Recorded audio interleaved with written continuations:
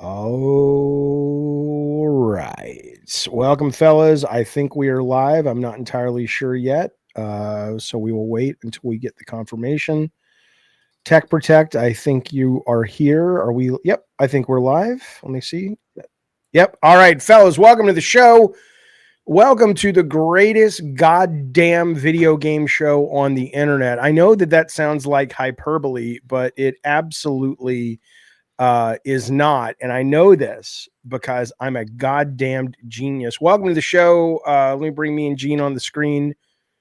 It's so funny to me, Gene Park of the Washington Post. There he goes. Sir.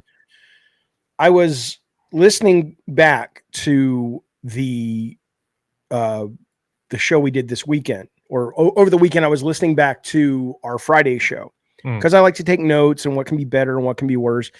And one of the things I always tell myself is you can't start with malarkey and shenanigans, right? Because it's you getting up to speed, and that's good for you and your brain, but it's not a pleasant listening experience. And goddamn if I didn't do it right again, right at the beginning of this fucking show. I don't like it. I'm trying to be better for this beautiful sexual audience. Gene, how are you, buddy? Sexual. I like the word sexual when it's done like sexual. It's the stupidest word when it's done like that, which is why I like to do it like that. How's life, Gene? We're coming at the audience a little later than usual today. Yeah, sorry about that. No, don't apologize. You actually have a real fucking job. Although wink, super chats, memberships, that's how me and Gene get paid. But you've been busy doing real life big boy journalism today, so we pushed a little late. Yeah.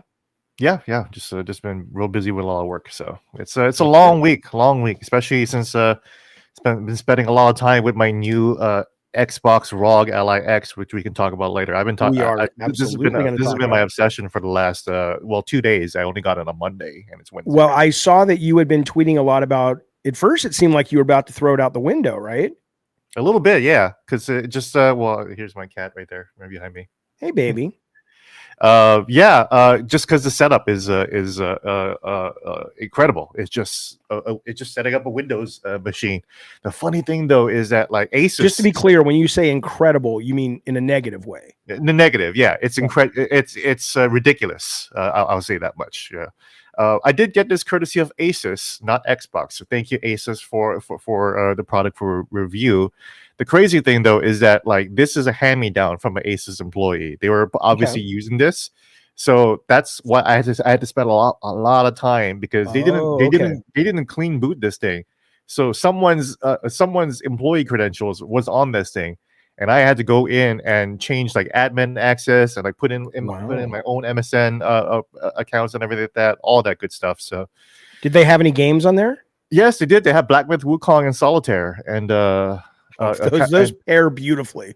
Yeah, it's like red wine and French fries. Yeah, it comes with every Windows system: Black Myth Wukong and Solitaire, and Counter Strike, Team Fortress. So. Okay, but you got it set up finally, and since then you have fallen in love.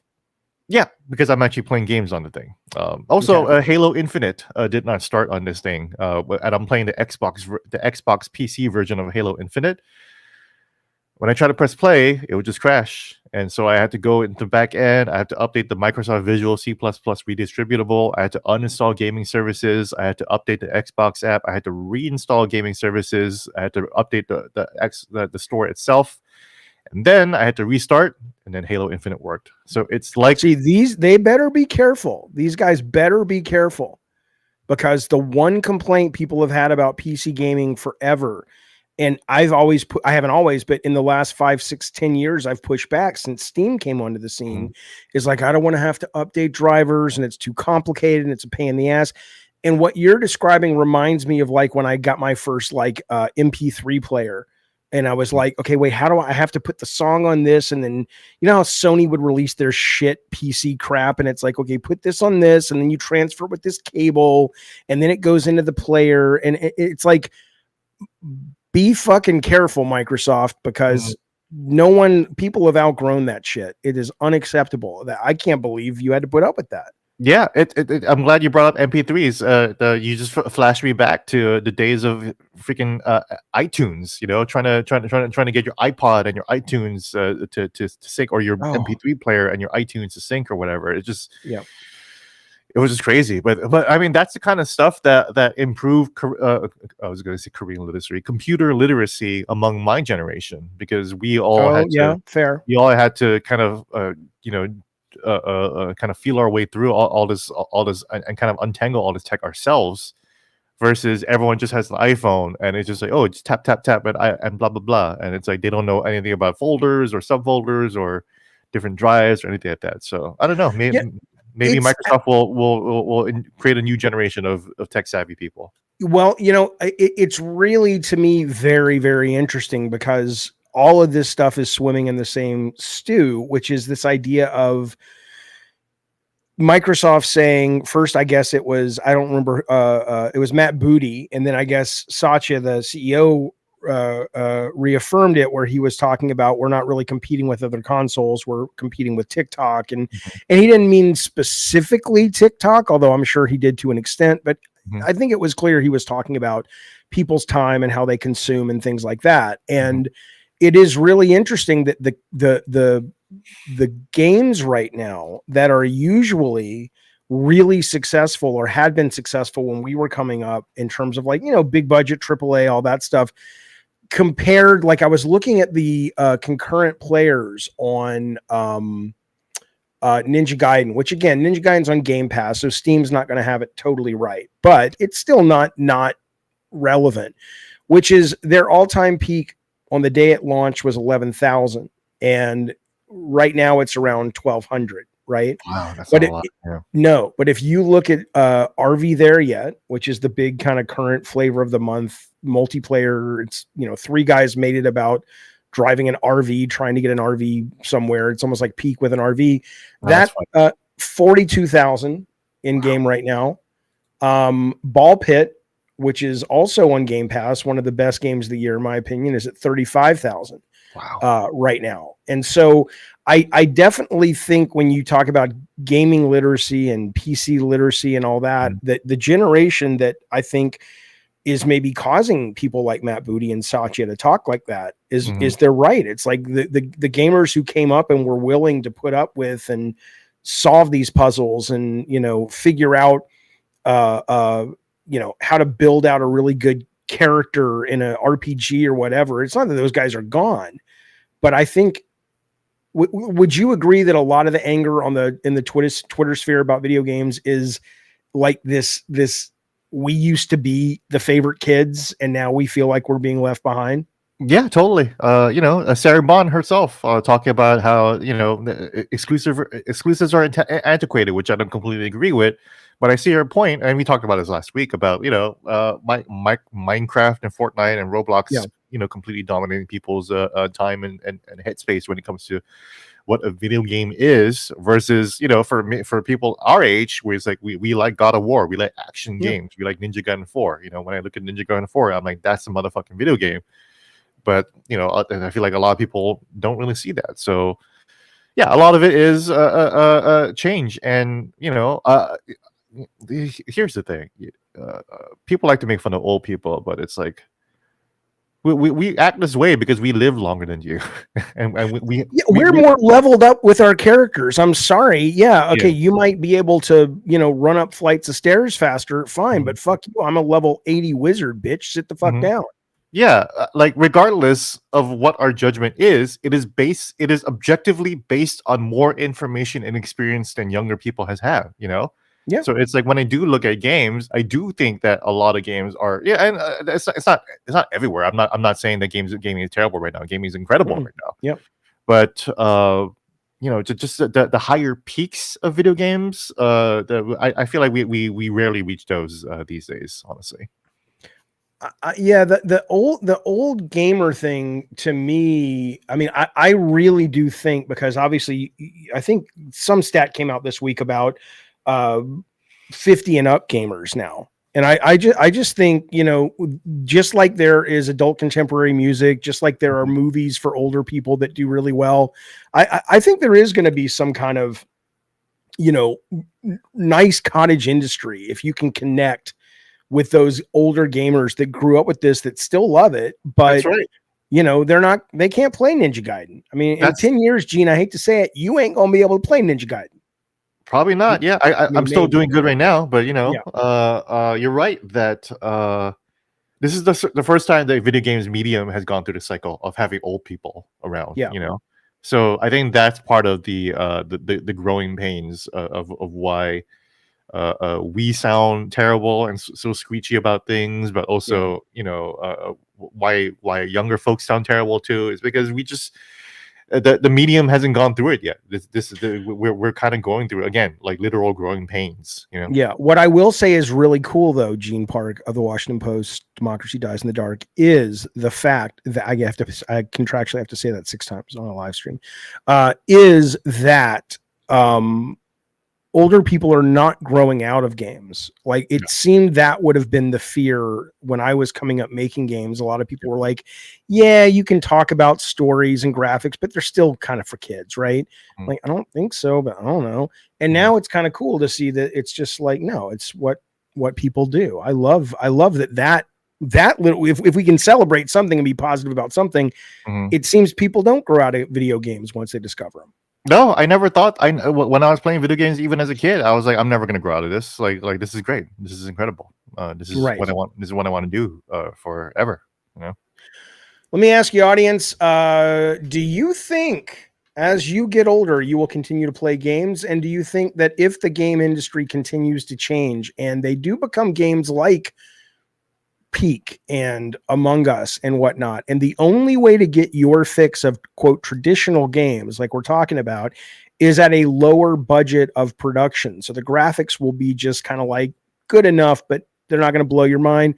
Are you done gaming? Let us know with super chats and memberships. We read every single one of them. Also, if you want to call into the show and talk to Gene and myself, you can do that by clicking the link at the top of the YouTube comment section or chat box. We will get most of those towards the end of the show, unless it's certainly powerful and germane to what we're talking about at the very moment, but they will get read.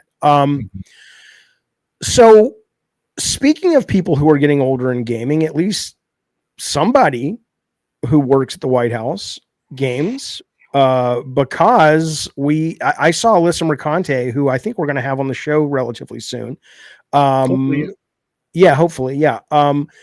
Is tweeted out the Halo. It was a picture of Trump holding what is the Master Chief, that weapon, the sword? energy sword. Yeah, the energy sword, and talking about it was kind of like an ICE ad. They're using it for sort of like getting people to join ICE, right? This was there was 2 tweets regarding Halo. It was the White House, and they were memeing on GameStop's letter Power to the players, declaring that the end of the console war is over, which is kind of crazy for a retailer to do, to kind of dunk on on one of your clients. I wonder if Xbox really has pulled out of GameStop or something like that, where they're like, oh well, fuck them then. We're just gonna dunk on them on social media all the time. Very strange behavior, but. That strange behavior was only amplified by the White House, who decided to the White House, the Trump administration does have a meme team, obviously, but they use AI to generate a photo of Trump in Master Chief's armor with the energy sword and say "power to the players." Now, the Department of Homeland Security one was just an image of just some image. I'm not sure where it is. I haven't really thought about the source of it, but the soldiers on the Warthog on Halo. And saying that they're going to fight the Flood, equating the Flood to immigrants. And the Flood, of course, are subhuman, hive mind, zombie-like creatures, monsters. And that's the message that they put out for DHS, equating the Flood to people who are just trying to live here in America, basically. And I don't know if I know that, speaking of Alyssa, because she got a comment from the White House, which was pretty benign and in their same kind of jokey way. She was reaching out as an actual, hey, I have a question about my government. And of course they're like, what's a government? Look, funny. Again, if you're tuning into the show and you love Trump, that's good. Go with God, but he ain't my guy. So sorry, but it's not a political show. But the bigger point though, is that, they just said, oh, Trump will finish the fight, or it's another fight that he finished, or some shit like that. But my question, a couple of things. First, legally, right? I mean, when Bruce Springsteen says stop using "Born in the USA," I assume at that point you have to stop using "Born in the USA." If you want to meme with Mario all day long, you can. But if Nintendo calls you specifically and says, this is a cease and desist, your meme is hurting our brand, we don't like it. Legally, I mean, until a lawsuit is filed, you don't have to do shit. But I assume that Microsoft, if they wanted to, could say, please stop using our shit to promote your stuff, whatever it is. Is that, I mean, am I reading that right? Yeah, they could. I mean, they won't, of course, but they could. Yeah, they haven't. Because this is new ground. We've never had the world leader, the global world leader, to use intellectual property in this way. Obama was a Spider-Man fan, and he never really posted about how Peter Parker was a sign of blah blah blah, and this is why we got to pass universal health care or whatever. To save Aunt May or whatever. Like. Well, I mean, that would have had my vote. I had my vote anyway, but yeah, for sure, absolutely. Yeah. But the thing is, and the other thing, is Microsoft is one of the many tech bro companies that are funding Trump's $300 million ballroom. So they're probably not going to push back on this, but the Halo development team, a lot of the original guys have pushed back on this. I mean, creative industries tend to lean left, vote Democrat, vote progressive. And so I don't think it's a surprise to anybody that they're upset about it, but I don't know. How do you feel? Hang on. How do you feel about this, Gene? I don't know if you guys can hear that. Nope, I can't hear anything. Yeah. Okay. Let me, Discord has their Halloween sounds going, and somebody just called me, and it sounds like I'm living in a goddamn haunted mansion. Oh my God. Okay. How do you feel about it, though? I mean, do you think it's benign and people are making too much out of it, or do you think it's kind of a bridge too far for this thing? Well, I mean, certainly, if you want to take a deeper read into it, like I said, equating the flood to people isn't great, right? This is why people hate me, because I work in you. I don't hate you, Gene, because they call me a fence sitter politically, and it's like I literally have no choice but to fence sit politically. I work at the Washington Post. I can't say this is outrageous or not. If I do, I'll just get fired. Okay. So you can't opine. Basically. I can't. Okay. I literally can't. Well, then I didn't know that this fell into that. So then I apologize for asking. I wasn't. No. I'm not mad at you. I'm mad at everybody who thinks that they can read my political beliefs just because I don't say anything. But I can't. Right. I get it. That makes total sense. I've had friends hate me because like back in 2016. I had a friend stay with me because she was going to attend the march on Washington, the Million Women March, or whatever like that. And she got mad at me and called me a Nazi because I wouldn't go with her to wear a pink hat to go to the parade, or not the parade, the march, the protests, right? And I can't. I told her I can't. I get fired if I do. But then she called me a Nazi, and it's like, okay, well, take it up with mainstream media. Take it up with the society. Take it up with the Society of Professional Journalists that made these code of ethics that isn't law, but like a lot of newsrooms like to use as a guideline for how the journalists act. I mean, be grateful, I would say to her, that there are still journalists that actually give a shit about ethics and journalism. Because a lot of them don't. Right. No, but I mean, but they'll come back and argue and say that it's unethical for me to not say anything, and it's like, okay, well, I work at a place that Ghost Yote developer got fired for a relatively benign joke about the Charlie Kirk assassination. She didn't say anything too bad, she was making a Mario and Luigi pun, but then they fired her because that's an at-will company, and they had they want to have an employee base that reflects well on them professionally, and it's the stakes are even higher at the Washington Post when a reporter several years ago. Remember when Colbert and Jon Stewart had their dual marches or whatever, something for Vaguely, insanity, yes. right? Mhm. The parade for the March for Insanity, or March for Sanity, or something like that. One of a Washington Post journalists attended that, and they were seen in the crowd in a photo, and they got fired right away. And that's They not even attended it not as a reporter, but just as a supporter. yeah, I could attend whatever I want as a reporter if I'm Right. there. Obviously, if I'm at a Trump rally, it's because I'm there for work. But like a lot of people will still call me on, and this is kind of touching on something that's been frustrating me today. But it's like a lot of people will call me a Nazi just for being there for work, or for engaging with people in a work way. But that's just not the case. It's work. That's it. Right.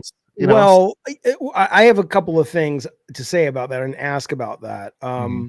But the first one, though, is how far does the opine part go? I mean, who gets, because it's not really a law, I guess it's just sort of common sense that says if you're going to report on the Halo thing, cool. If you're going to take a stand, it becomes an op-ed, and that's not what a journalist does. But that's different than taking a stand on a review of going, I didn't love this game. There's my guardrails are that I'm a consumer critic, and I can help guide consumers regarding that. But when it comes to politics or when it comes to people's beliefs, that's all hands off. I can't do anything about that. I can't say anything about that. Okay. Obviously, a lot of games media do not follow that rule because they don't have because their companies don't have those same guidelines. Period.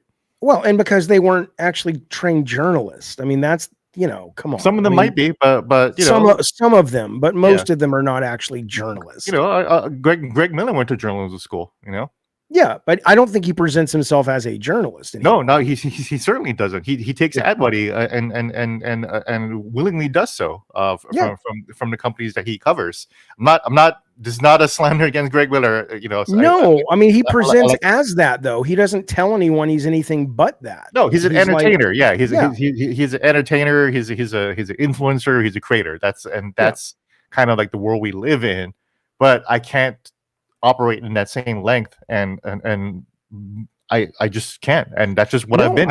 I absolutely get it, which is why you guys watching the show, we got to pull Gene out of this. We need this show to compete with the biggest, best podcast out there, which means you need to put your hand on your heart and your other hand on your wallet and give us super chats and memberships so we can become the 1% of video game podcast people, and Gene can leave the fuck. Imagine if this show made me a millionaire. If you guys make me a millionaire, if you guys send us to the toppermost of the poppermost, that's an old Beatles reference. Then I can get, and you can get Gene Park raw. I can leave and I could say whatever I want, and wouldn't that be something? More people will probably hate me. Who knows? But who knows? We are going to get Gene Park pretty raw this Friday, right? You want to show the kids what came in the mail? Oh yeah, you want to save it? No, well, it's all over this little banner that we have here. Gene will wear the schoolgirl costume on Halloween, and sure enough, it arrived in the mail. From Silent Hill F. Silent Hill F. I'll be Hinako for Halloween. I still need to try on the whole outfit. I'll probably do it tomorrow. Are you going to rip the sleeve? Like, are you going to do it? Or are you going to cut it? Or how are you going to get the sleeve off? I might cut it, and it won't look that great, but whatever. Okay. I know. I already don't look great in it. That's the issue. I think you look pretty, Gene. And it's Asian sizes. So to err on the side of caution, I ordered an extra triple X large outfit. And what do you know? That was actually the right size. I just squeezed right into that thing. Okay. So you look good then. So yeah, it's not like I'll be billowing in the wind like Missy Elliott or something like that. It's actually a pretty tight fit actually. So I'm excited. We'll see. But the other thing I was guys last Friday that's for supporting us. Yes, thank you guys so much for that. And by the way, I will also be wearing a video game costume, but I don't know what it is yet. I kind of do, but I'm not going to tell you because I'm not sure I can pull it off. So, the other thing I was going to say though about this, and this doesn't relate to video games specifically, but it relates to this idea of judging other people. When I was younger, I I I always say this as I get older, that we're only as noble as our bank accounts, right? It's easy to say to someone, if you've got money, that, oh, well, you should just be willing to quit that job for your values. And to a large extent, that's true. I'd like to think there is a line, right? I'd like to think there is a line where people say, okay, that's enough. But clearly, you just not sharing publicly an opinion with the world probably isn't that line. And not only that, but it's kind of a noble thing, given that that's what a good journalist is supposed to do. I don't want to know what the journalist thinks. I want to know what the journalist discovered, right? That's the idea. People, but it's weird though, that at the same time, we do have that Halo ad, which is saying, hey, $50,000 signing bonus. Now they're also forgiving ICE agent school debts. They'll probably get full pardons if it turns out they ever are Nuremberg for some of the stuff they've been doing. But I'd like to think I would rather be homeless than be an ICE agent. But at the same time, I don't know what it must be like to be down to your last, $150 and you've got kids to feed and they're going to give me a $50,000 signing bonus. Fuck. Right. I mean, I don't know. A lot of people are about to lose their health care November 1st. I don't know. Yeah. I mean, that's the thing, like screw the military, screw the army, screw war. Right. But then I grew up in a military town. Guam is a military town. There's no jobs on Guam. There's no real way to have a career other than just starting your own business and trying to fill a market need that isn't there. So most people just sign up for the military. They sign up for the Navy. The Navy has or the Air Force. The Navy and the Air Force has a huge presence on Guam. It takes up literally a quarter, like a third of the island, right? Yep. So why not? It makes sense to just join. I almost joined the goddamn military, for fuck's sake. I almost joined the Navy. I was in junior reserve officer training program, and I could have just slid right into the regular ROTC program and become a Navy Nazi, ROTC, Right? Yeah, I remember we had in our school. Yeah, and it's like yeah, you can generalize and say you hate the military, but it's like each service member has their own story, and it led them to certain circumstances, environmental or otherwise, choices as well, will lead them to having a job. I don't know what it takes to be an ICE agent, and I certainly don't want to know. It clearly doesn't take all that much, to be fair. Apparently not, I guess. Yeah. So yeah. But I mean, look, even me, as progressive as I am, I've never been a hater of the military. I've been a big hater of a lot of their commander in chiefs. And there are times I look at them and go, I don't know how you can do that, and just be okay with the just following orders. And to their credit, a lot of them aren't. But it's a bigger discussion, and it's, people talk about games being art. I'd love to fucking play a war game like that. I would love to fucking play a game that, and I mean mechanically, I don't mean a bunch of cutscenes about how Anguish and, the 6 Days in Fallujah game, which I did buy and play, and it never delivered anywhere close to what they promised. Was it out? Is that game out? It's already? in early access, and it doesn't play that well as a core game. And then what they were trying to do, I appreciated it, but it was not that different than what Medal of Honor was trying to do. I remember going to see Tommy Tallarico's very first video games live, and they had a Medal of Honor section, and they were showing all the documentary footage of all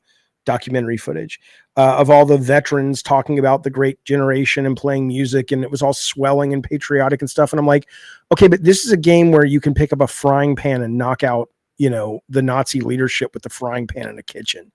It's like, this is not Saving Private Ryan, as much as EA wanted to tell us that it was, right? But I would love a mechanics-based game where you really are having to make these choices that are like, I know that if I don't do this, I'm going to lose the game, but it's the wrong thing to do. So I'm not. And then that actually ends up being the game. I don't know what happens next, but I think that's really interesting to me, because that's I haven't seen that in a video game, or frankly in a lot of movies, some movies. But anyway, well, I'm sorry you're getting some flack for this bullshit. That's really unfortunate, but maybe it'll let you know who your real friends are. Because I imagine it, and also it'll let you know who your smart friends are. Because if you're too stupid to understand the value of a journalist that doesn't pick sides, then you probably don't deserve a smart friend like Gene Park. they probably just don't want a journalist that doesn't pick sides, which is fair. There's plenty of Well, other just don't call him a journalist. That's not a journalist then. plenty of other journalists that do. So yeah. All right.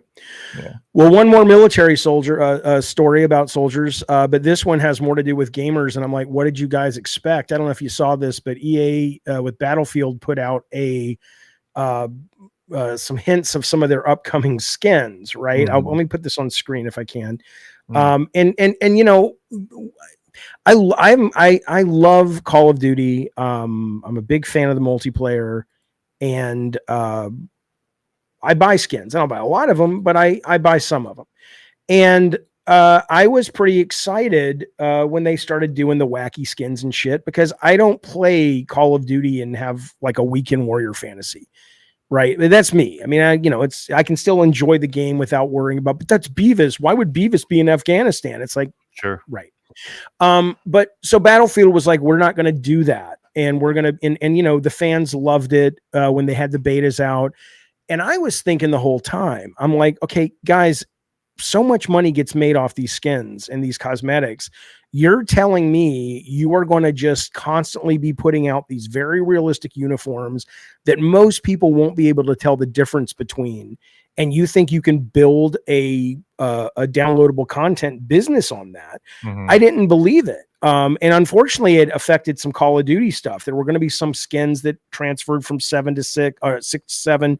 Turns out that didn't happen. So I stopped buying skins because I'm like, well, why would I buy it? You know, whatever. But the point, though, is so lo and behold, so right now, this is what EA put out for one of their skins, and the fans went nuts. If you're listening and not watching, we appreciate it. But it's a guy wearing, I think it's from the Monster Energy drink promotion, but it's like a bright blue camouflage with kind of demonic teeth mask. And they've since backtracked and said, okay, we're not going to do this. But they're going to have to do this. And this isn't even that. I wouldn't buy this skin.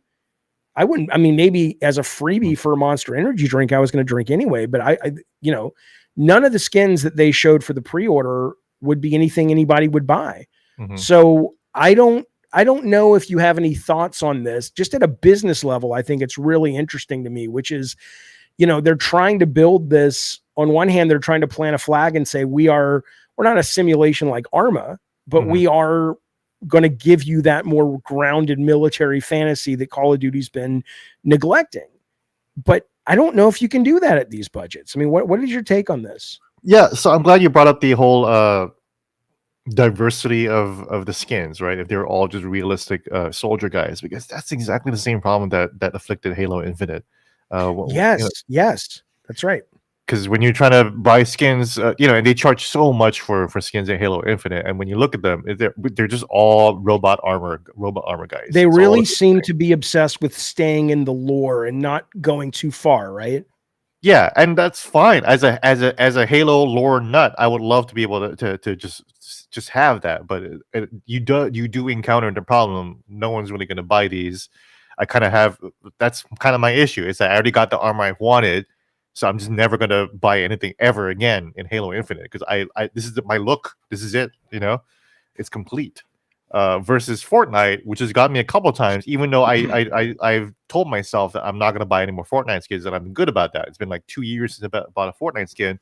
Right. But they would still get me a couple 2 years ago where they'll be like, oh, here's Goku. And I'm like, okay, well, fuck, I guess I got to go buy Goku now because Goku's in Fortnite. And I just do that. I buy it and I just don't play the game. So it's like, and then that's when I realize I'm wasting my time. Why did you buy it then? Because it's Goku in Fortnite. That's why, So it's, I got to do it just to have it. I'm sure there's a Goku vibrator out there, but do you own that? No, but I did love Fortnite. I loved Fortnite. So I was obsessed. Present for Gene. Okay, sorry. What? A little Goku Fortnite. Yeah, the little hyperbolic time vibrator. That's right.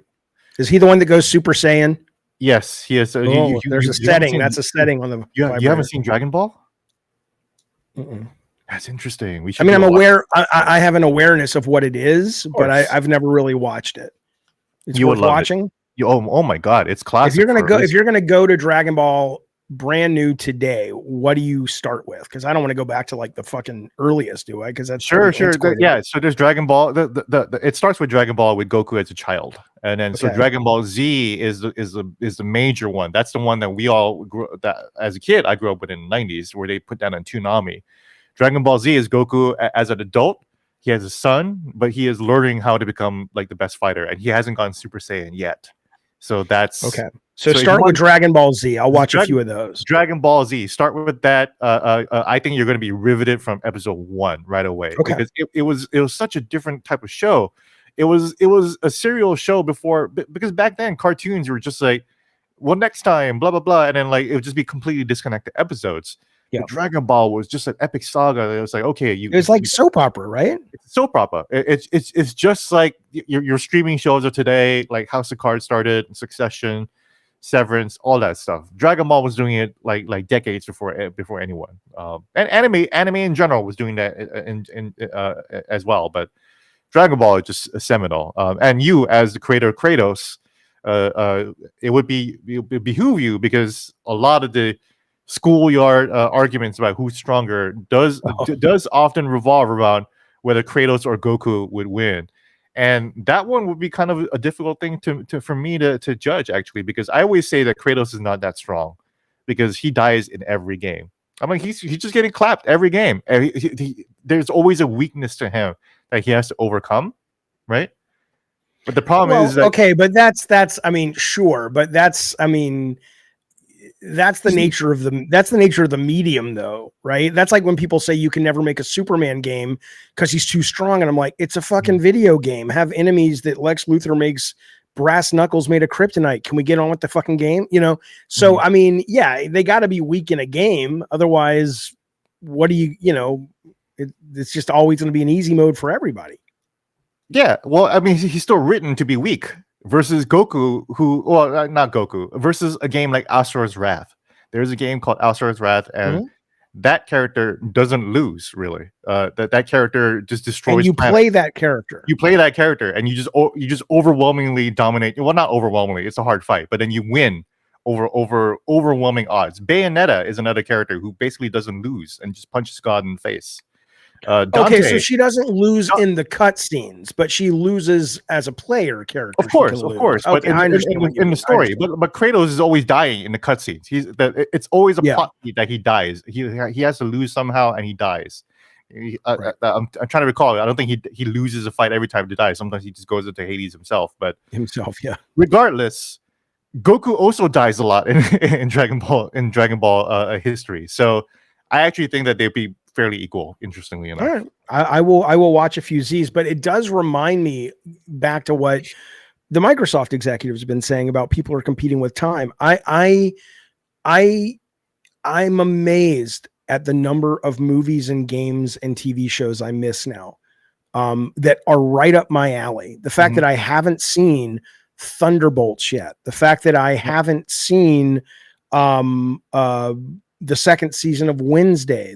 I love the first season of Wednesday. You know, it's just, I have that Letterbox account, and every couple of days I'll see a clip on TikTok and go, oh, I want to watch that movie. Yeah. And my account just grows and grows and grows and grows. And I just never get around to it. I definitely think there is a, I don't want to, tipping point sounds very hyperbolic. I don't mean to be trying to be dramatic about it, but I do think there is some kind of inflection point coming where maybe we're already seeing it. It's just kind of happening in drips and starts, but like with Amazon yesterday, with 30,000 people laid off, including the games division, a lot of the games division, it's not that these things are bad. There's just no fucking time, man. There's just not enough time to play it and watch and listen to all this stuff. And what do you think is going to give? Like, what do you think it's just going to, because it doesn't seem like it's going to be just, there's only a few winners, because I don't know. What do you think that the end result of all this is going to be? Gosh, that's a good question. I really don't know. I want to, I always stop myself now from making predictions, because I feel like, like I thought Facebook was going to be a great product, and it was, and it did take over the world. But not exactly in the way that I hoped it would. So I don't know, but you're so right though that there are so many good TV shows and movies, and Thunderbolts is one, right? I keep hearing Thunderbolts is great. I haven't bothered to see that. Sinners, another movie that I keep hearing Sinners about. and Weapons just came out as well, which I hear. Weapons, I haven't seen that either. I saw Superman because the Superman is core to my heart and my identity. I saw that one. Yeah, I had to get out of my way to do that. But I haven't seen K-pop Demon Hunters on Netflix. I'm keeping a Netflix subscription going just so I can remind myself that I'll watch it someday. I think I'm getting there. I might watch it this weekend, right? Yeah, it's great, but yeah. Yeah, Andor. I fucking hate Star Wars, but I did like season 1, not to the point where I love Star Wars again. But if season 2 is just that revelatory, I should probably watch season 2, and maybe consider flirting around with Star Wars. But there's just so much goddamn Star Wars content, and I don't want any of it. Just want some of it.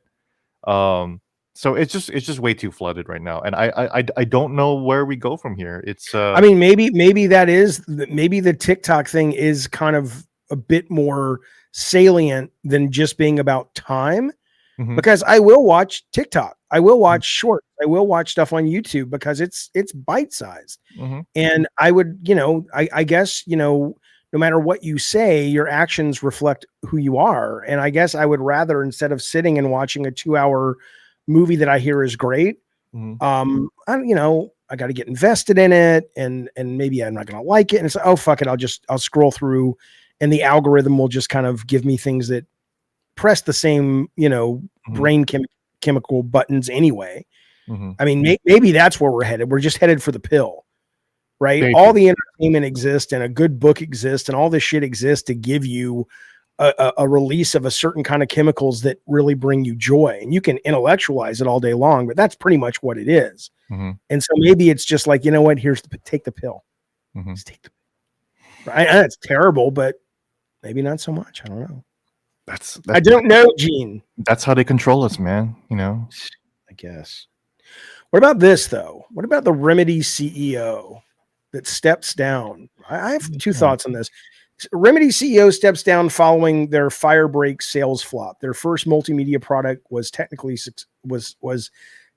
successful, but I guess not enough. They lost a lot of money, and apparently that's why he's stepping down. I have some thoughts on this, but what do you think about a CEO doing that? I mean, that's great that there's some accountability. It's just too bad. It was just such a weird, dumb mistake to make. No one really wanted an arena shooter in the Control universe, and it sounds like that. It does sound like maybe it was his idea, and so he's taking, or at least he stewarded it. So he's taking accountability for it. But like for me, as a big time Remedy fan, Alan Wake 2 was my game of the year for last year, 2023, right? And I love Sam Lake. I think he's one of the great creators of our medium. So it is just disturbing to see one of my favorite studios, and Remedy Entertainment and Max Payne are the studio and the game that got me into PC gaming in the first place. Of course, Doom was there, always there, and of course I was playing that, but I didn't really think about the PC space as a serious game as a gamer until Max Payne came out, and Max Payne was only PC exclusive for a while, and I was like, this game looks so fucking cool. I need to figure out some kind of computer that will play this, and I did. So for me as a Remedy fan, this is tough news to hear. But was this guy the CEO from the very beginning? Like he's been the only CEO they've ever had, or is this one of numerous ones? Do you know? That's a good question. I don't follow a lot of their corporate stuff. Let me see. CEO has stepped down after 9 years. Okay. He's succeeded by the interim by the board chairman. So the reason. Okay. So what I don't, again, and I'm not privy to the behind the scenes stuff. Everybody may have been telling him this is stupid, and he did it anyway. But it's very, very tough because we do live in a time, as we should, I think, where we want to hold these people accountable, especially when they make so much money. But at the same time, it seems the video game industry is particularly harsh when it comes to allowing teams and individuals to make mistakes and learn from them. Yeah. Back when it was a little less expensive at Sony, that's how Sony first party became how great, because it's filled with people who had failed so many times, and I was there for a lot of it because we didn't know what the fuck we were doing. Yeah.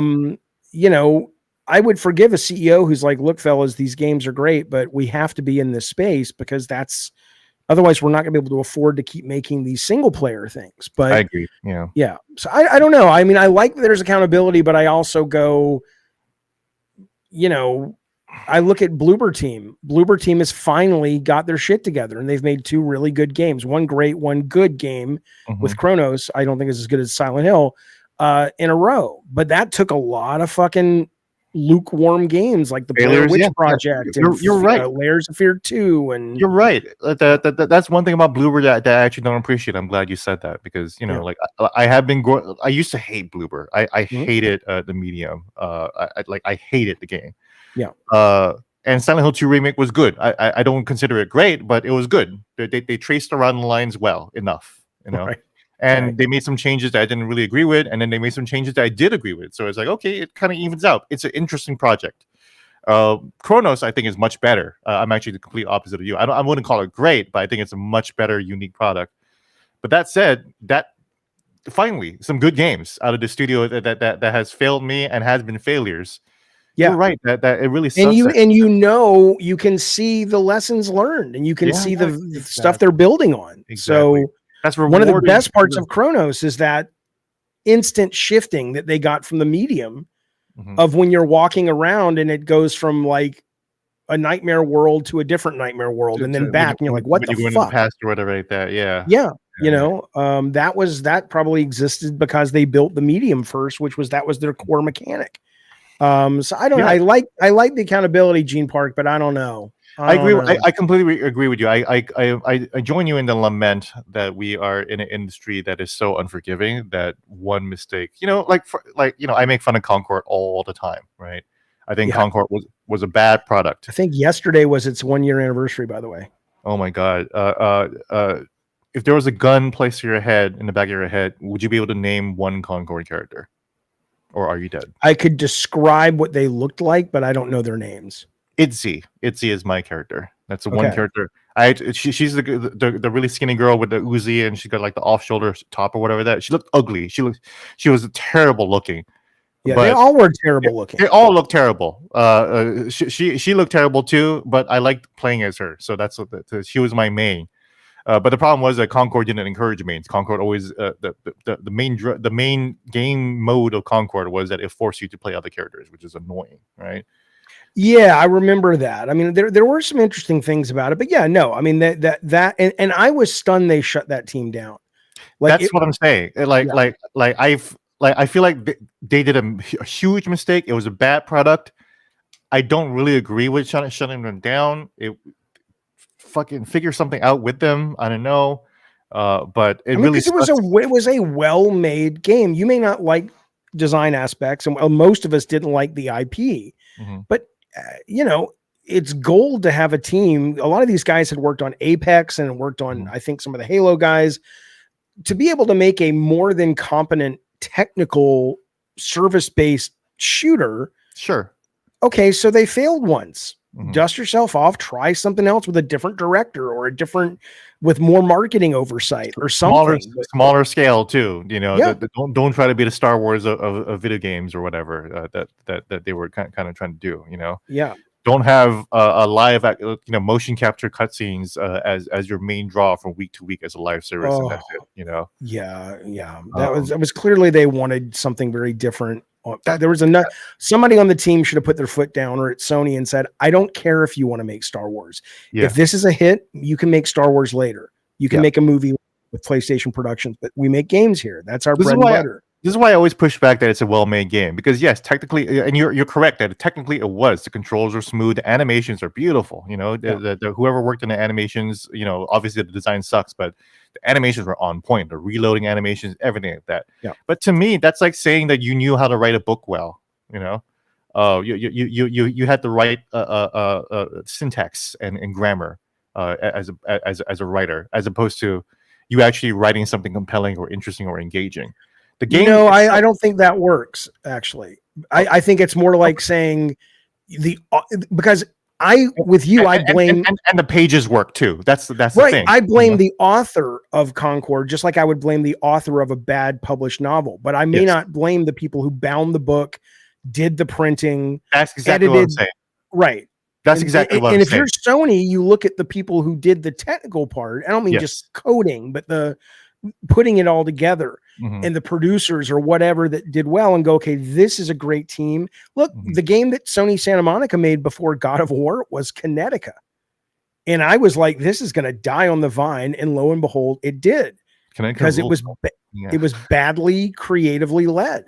You know, but that doesn't mean the team clearly wasn't capable of doing something great when they hooked up with different creative leadership. So maybe Holst was just so sucker punched by the failure, he had to throw somebody out, because if he didn't, they'd throw him out. I mean, I'm guessing. I don't know if that's true, but you know, a lot of this shit seems performative. Yeah. Also, it was really expensive, but it's like, man, it was just a bad decision to just go with Concord. But you know, like, yeah, I feel for the people who had to suffer through that, and it was just not great to just shut down the whole thing just because they made one massive mistake, but it was a mistake.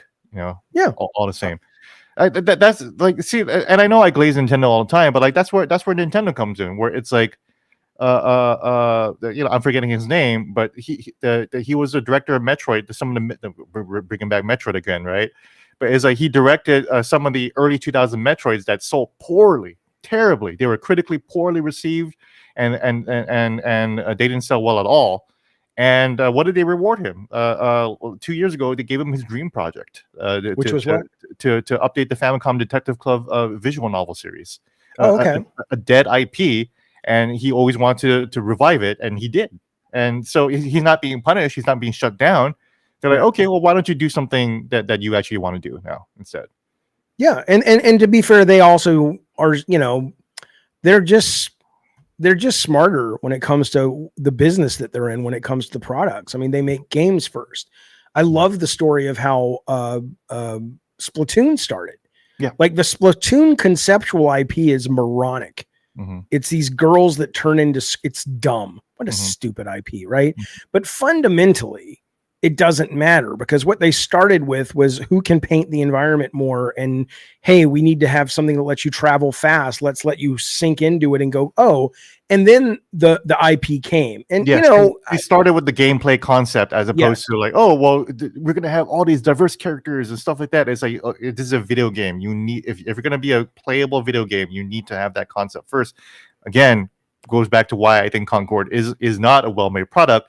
Because that rivalry mode that was the main marquee attraction for Concord, that's the only unique mode in Concord, and that was the one that forced you to switch out characters all the time, and right. you have to coordinate with teams, and that's just a bad mode.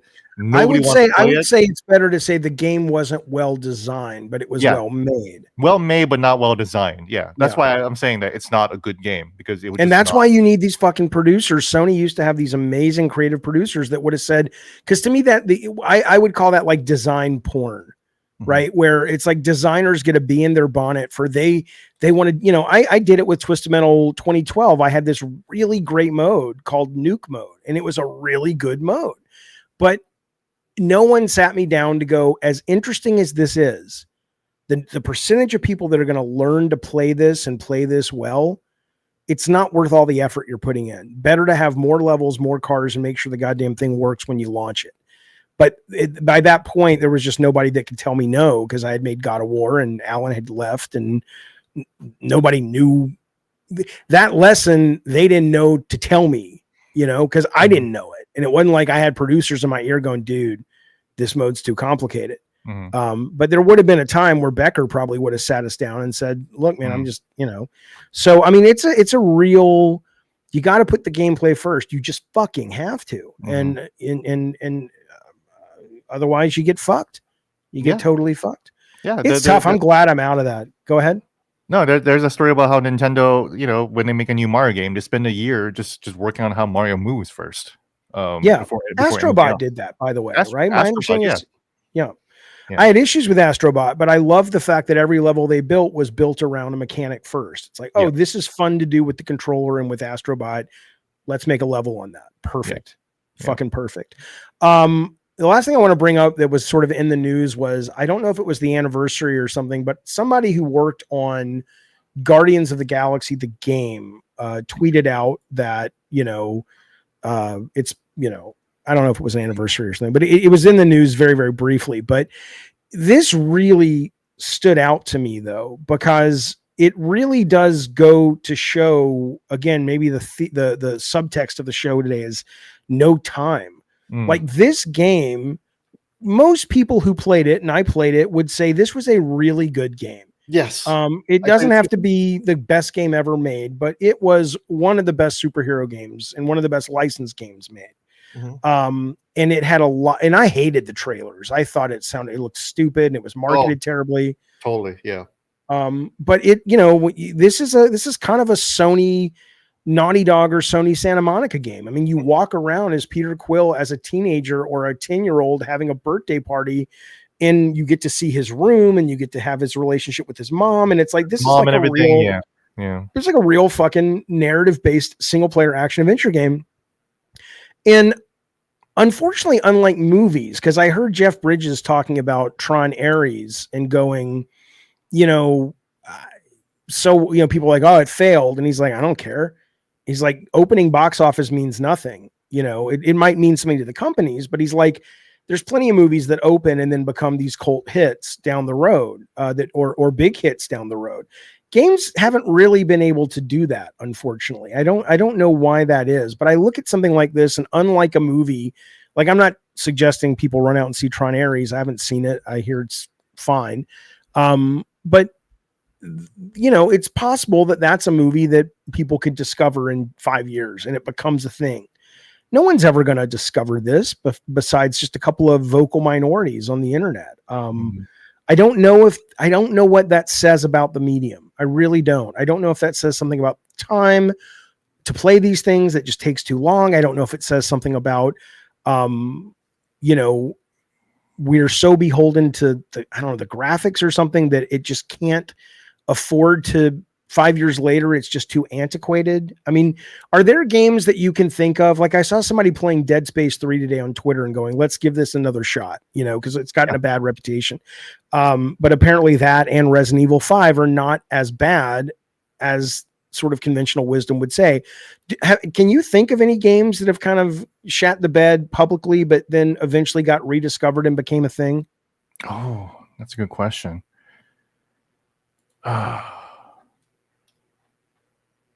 I don't know. Turnaround. Wait, there's a game called Turnaround? No. If there's a turnaround for a game, other than like games that like revitalize themselves, like Final Fantasy 14 and or I guess like Rainbow Six Siege, but that was more of it launched and they just kept working on it for 6 months. Yeah, but an older game that got Final Fantasy 13 is one of them, actually, where a lot of people hated Final Fantasy 13, including myself. Actually, I hated that game. I thought it was the downfall. It brought upon the downfall of the whole Final Fantasy franchise, and that was what all the reviews were saying. Angry Joe was saying that. Steph Sterling was saying that back in the day. Everybody was in unison. This is a horrible linear game that is ruining everything what we love about Final Fantasy. But now removed from that context of this is the next generation Final Fantasy. This is the PS3 Final Fantasy, right? And removed outside of the context because it also came out at a time when Oblivion or more so Skyrim, right? It came out, Mass Effect and Fallout 3. So like, there's all these like open world games that was really like capturing people's attention and love. Final Fantasy 13, if you haven't played it, is extremely linear game. Extremely linear. When you look at the level design, it is from top to bottom a hallway, and there might be a branch that goes off and you find a treasure chest and you go back into that hallway and you just keep going down. There's no role playing, there's no decisions to make, there's barely any exploration all the way up until towards the late of the game, and then they actually give you kind of like a field area to kind of explore, and then it goes right back into that funnel, and that really pissed people off. Now, removed from the context of the era of Fallout 3 and Skyrim and everything like that, people have gone back to Final Fantasy 13, or newbies have gone to Final Fantasy 13 and said, what was everyone talking about? This is great. This is such an interesting combat system. It's interesting to play a game that's so linear, basically. Interesting. Got a lot I of never ever played it. I mean, would you recommend it, or does it still hold up today? Or because I don't like really giant open world games usually. The story is hit or miss. I think the story is good. The problem is, and this is the age-old criticism of it. I'm sure everyone. I'm actually not looking at chat right now, so I'm sure everyone in chat knows. That FF13, like it just throws you into this world, and like it's so confusing, and it's using all these like fancy fantasy terms that it doesn't define, because you gotta press start and you gotta look into the glossary, the lore glossary, and read that stuff. Once you actually take the time, like 30 minutes to an hour, to just read that stuff, the story just clicks and makes sense, and it's actually fairly engaging. Still some really dumb fucking characters that I still don't like, but overall though, like when I revisited again, I was like, wait, I actually kind of love this. I kind of missed this. Do you hang on a sec? I want to say welcome to our friend Dustin's audience. Dustin was just streaming over on his channel about games coming out in November, and he just sent us his audience. I mentioned to him when he told me he was going to do that. I'm sure he's busy, and it's, I said, oh, Dustin, you should come on and join. So I don't know if he'll be joining us, but Dustin hit me up on Twitter and let me know if you would like an invite. We'd love to have you, of course. Yeah. Thank you guys and welcome from over there. Now, you're a huge Resident Evil fan. Speaking of these games that get kind of, shitty releases, is it correct that people have rediscovered Resident Evil 5? And because I love Resident Evil, I've never played that one. And is it something I should play? I haven't really heard anything about any kind of because 5 was really, really popular. Well, 5 was the one that had the racist accusations. Yes. And then I heard it was the co-op game, and people said it got too actiony, and this is not the kind of Resident Evil that we want. And so it kind of just, 6 is the one that gets the most flat because it is a ridiculous game in a fairly negative way, in that it has 4 different characters, repeating boss battles, and it tries to be super epic and crazy. It is not even survival horror anymore. It's just like the Paul Thomas Anderson movies starring Mia Jovovich. All kinds of acrobatic action and everything like that. Resident Evil 5 wasn't that, but it was very action oriented. As far as I recall, other than the racism backlash that was kind of quelled somewhat because they started to pepper in, other races in the town area, until you get to the village area and you usually get a bunch of grass skirt wearing people chucking spears at you, and it's like, okay, guys, it's too much, yeah. A little too racist. But other than that, though, I do think that the game is fairly looked at. 6 is the one that I think would have some kind of critical reflection on, and from what I can tell from the Resident Evil community, people still hate 6. So I love 6 because for the exact reasons you said about 5, is that it's super fun as a cooperative experience. Resident Evil 5 is excellent as a cooperative experience too, but so is 6. So like streaming culture and like multiplayer online culture has kind of like revived even 5 and 6 for a little bit, where it's like, 6 still sucks as a story and as a Resident Evil game, but man, I had so much fun playing with my bud. Good. Well, good to know. I will look into that as well, although I still got so much to fucking finish. I just resubscribed to Game Pass. I didn't know if you were joking, but you're okay. Let's talk about this. I was gonna so I know we talked about the setup. Mm-hmm. But you are enjoying, now that it's all set up, you are very much enjoying the experience of gaming on that machine. Yes. Yeah. Well, first of all, I think yes, we are taking super chats, but we're going to get to the super chat. We're going to here's what we're going to do, fellas. Here's how we do the show. We're going to wrap up topics for me and Gene in about 10 minutes. We're going to talk a little bit about the ROG. We're going to talk about the PlayStation 6 leaks. And then I want to tell Gene what I want him to get me for Christmas.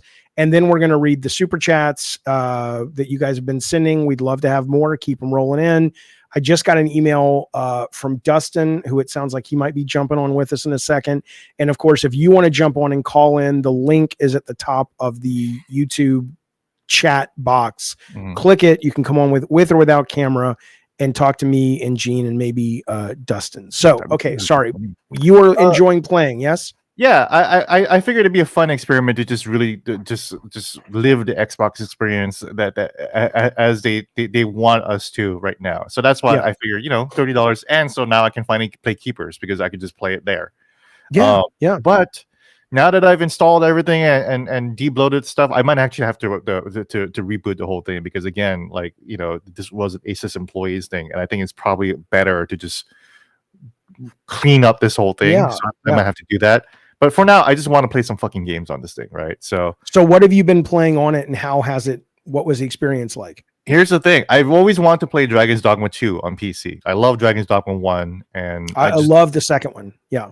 Yeah, you love the second one. Interesting. Okay. Well, I didn't spend much time with the first one, and I never finished the second one. It ultimately kind of got. I really had a problem with the pawn system because they didn't have enough voices, and it was like the same fucking thing. But I enjoyed it. I enjoyed it a lot. Yeah. Sorry. Go ahead. Yeah. So I don't have a really good PC setup. My laptop that I'm streaming through right here is just 1060, really, really outdated. It's an 8-year-old graphics card. I have a Steam Deck, and that's also very old tech too. And that didn't run Dragon's Dogma 2 very well at all. It would go down at best. It would be like 18 frames per second, and it would be hovering around like 9 to 12 to 15 frames per second. Wow. Just really, really bad, unplayable, and so pixelated with everything on low. Just not a good experience. It's just not. Steam Deck is just not built for that period. So I was curious as to how much the Xbox ROG Ally X with a Z2 Extreme chip can power through, and surprisingly enough, 720p, 30 frames per second. I can see everything that's going on. It's performing just fine. I don't need it to be 60 frames per second. Right. I have some settings on medium to the point where even when I started a new character and I created a character, I could actually see the details on the character to the point where I actually cared about what his hair looked like and what his eyebrows looked like. So it was like, okay, great. This feels like an Xbox Series S style experience in a handheld kind of. Okay. For $1,000 though, that's kind of a hard pill to swallow, right? It is. That's it all comes back to that $1,000 price. Is that if this was like maybe like $750 or $800 at the most, maybe, then that would be easier pill to swallow. But ultimately, this is basically a laptop in the form of a video game device machine, and for $1,000, you could probably get a laptop that's even more powerful. So you're enjoying it, but if you would have had to pay for it, I would not buy this thing. I would not buy this. No. Yeah. Unless I was very rich, and I'm not, and I make 6 figures. So you live in DC. What you will. But I live in DC, and half my paycheck goes to rent, anyways. I live in San Diego. I understand. It's insane. But so you though, I mean, it's not going to replace your Switch 2, I assume, then, in terms of if you're going to go on a plane or whatever, you're probably going to pack the Switch 2, or it just depends what you're playing, I assume. I probably will just pack the Steam Deck. This hasn't replaced the Steam Deck for me. The Steam Deck is my favorite device. Even though it runs those games at like 9, 10, 15 frames a second?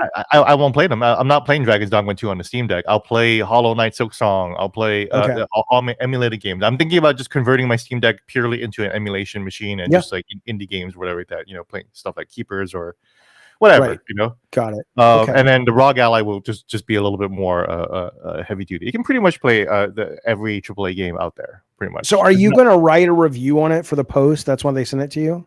Yeah, I will do it under the guise of this. I'm reviewing the whole Xbox experience. I think that's the angle I'll do.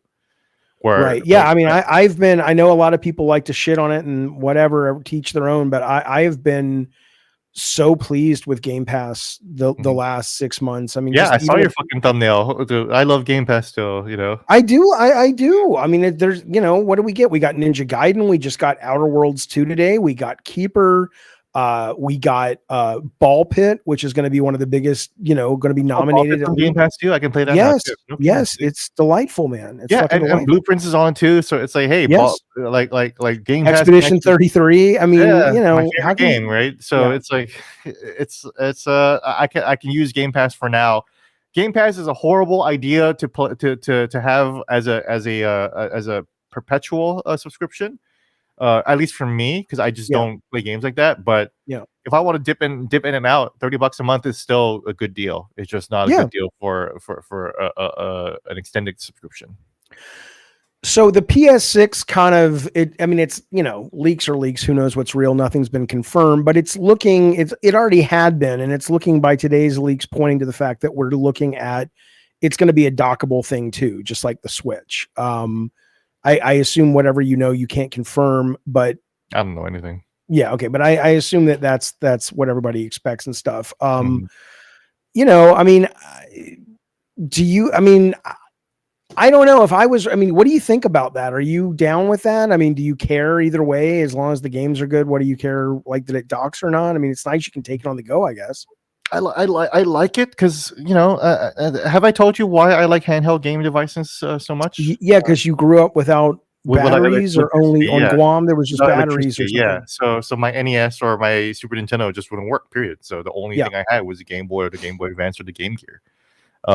So I would love to see it, but I'm sure it's just too bad that tech is held back by consoles, kind of, because it's like whatever the PS6 will come out, it probably might not probably be around the same as the 1590 right now, if even that. And it's like, okay, well, like when I think about that, it's like, okay, the PS6 is not some future technology that I have to look forward to. It's what I can buy now. But that's right. That's right. And once you get to a place where you're streaming your games as often as I am, none of these discussions make a goddamn bit of difference because I'm always playing the very best. Mm-hmm. I don't have to buy it. I don't have to upgrade it. Mm-hmm. I pay him a subscription. Like I've said many times, if I can play anything on GeForce Now, that's my choice because the experience is, I was going to start Outer Worlds 2 today, but it hasn't synced yet with my account on GeForce. And I'm like, I don't want to play it on Xbox. I want to play it on, because like when I played Stalker 2 on Xbox, and then I played it on my X, and then I played it on GeForce kicked the shit out of it. And that was like local hardware that apparently it was designed for. So let me float an idea by you. I was just thinking about, because I think this could be stupid, but okay. So forget docking into the TV is great. Okay. But don't dock I don't have a unit with me right now, but don't dock the handheld unit, right? The handheld unit becomes this. Look at this now, right? You've seen those glasses that hook up and I don't mean like the iPhone thing or the Vision Pro. I don't mean something that expensive and that fancy, but the thing that you can put glasses on and it basically you're able to play not on a little pad, right? Where but it can be like you're playing on a giant TV, and then you can take it and you can dock that and put it on your actual television. Now, if Sony came out with that, I would be fucking first in line because I don't really give a shit about playing, Last of Us Part 3 on the toilet, right? But if I can sit on an airplane or sit on the toilet, but I am totally immersed in just that, I don't. Am I stupid? Is that a terrible idea, or you think that's a good idea? It's not a terrible idea because you can have that experience right now with a much heavier piece of eyewear, the PSVR 2. Right. Yes, you can just do that. But I'm not saying make VR games. I'm not saying no, not VR games. You can have a TV screen that'll show up in your little virtual reality world in your living room, and it'll play the regular Horizon Forbidden West, not Call on the Mountain, the VR game. But it'll have a big old screen that's a nice resolution. I forget exactly what resolution it is, but surprisingly good. Right. That you can just sit there. So I would love that feature. You can do that obviously with Apple Vision Pro. And you can do it with the Meta Quest 3 with Game Pass and the Meta Quest 2 with Game Pass. So, really? But this would be wired. It wouldn't be, so. All right. Yeah. Now, the last thing before we get to super chats and phone calls, did we have Dustin here? Did I see Dustin? Oh shit, he's right there. God damn it. Hello. I didn't even see you, buddy. I'm so sorry. No, it's all good. Oh my goodness. I haven't talked to you in such a long time. Well, that's the thing is that I just did my stream and then Jaffe was like, hop on. I was like, I got to take on the chance just to talk to you boys because it's been so long.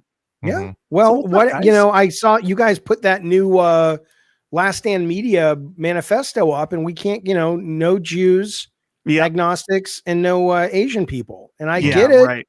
It's a different time, but we haven't been able to see you guys. Yeah, it's kind of Colin's white. manifesto called "My Struggle." Yeah, and that's, that's what right. kind of what laid that Sure. out. So I understand. yeah, understandable, but it's good to talk to you guys. Yeah, Good and to thanks see for your- sending some of your audience over. We appreciate that very, very much. Oh yeah, no problem. Someone in my chat was like, "Why are you streaming at the same time as Jaffe and Gene do?" I'm like, "God, Wednesday night between Sacred Streaming and Sacred Symbols and any other shows, I'm like, Wednesday night's the night that I'm like, I'm free because it's Duke night, which Gene was on Duke earlier." And it's like, that's the night you're going to get the best version of me. So it's just, it is what it is. And people can hop around or do whatever they want. It's all good. Yeah. Well, look, I have said to Colin numerous times, and I get he doesn't want to expand his company, but if he ever did, or if you guys do, the idea of throwing to streams, man, Keemstar does it. I don't like Keemstar as far as I can throw the guy, but that's a bit stroke of genius there. His whole network is just set up to throw from one show to the next show to the next show, and they rake the ducats in, baby. So if Colin doesn't want a bite of that apple, we should talk about eating the apple together. I'd much rather do it with Colin, but he doesn't seem to want to expand any. So yeah, I would be worried with I guess it's Sacred Symbols in particular. That's just like we've done it one way for so long. You don't do it with sacred symbols. Don't do it with Sacred Symbols. Don't change anything about what you guys are already doing. You just do it live. Just add a live streaming component that has like 6 shows that throw to each other. Yeah. And it's all scheduled. That would be interesting.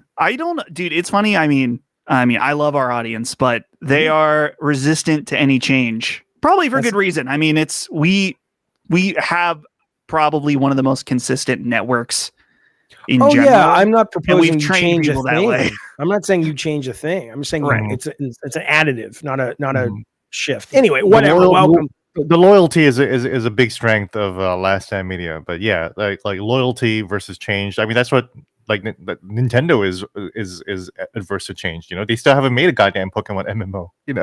Right? So, yeah. But Pal World did that for us, so we're good. Yeah, we're good.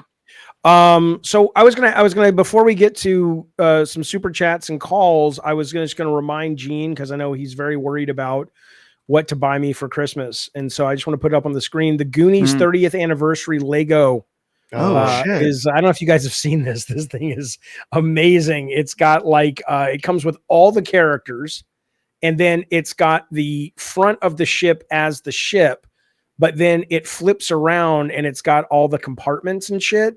And here it is right here. And the guy who plays Data, what's his name? Ki-Hu Kwan or whatever.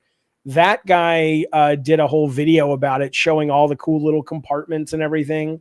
And it's very cool. So if anybody wants to buy it for your old Jaffe, there you go. Isn't that neat? I'm not even a Lego guy, but I am a Goonie guy. And that's pretty fucking cool, man. They just did One Piece Lego sets that looked really cool, but they are based off the Netflix show and not the anime. Okay. That kind of killed it for me. Is that a bad show? It's not bad. In fact, it is shockingly decent for an anime live action adaptation.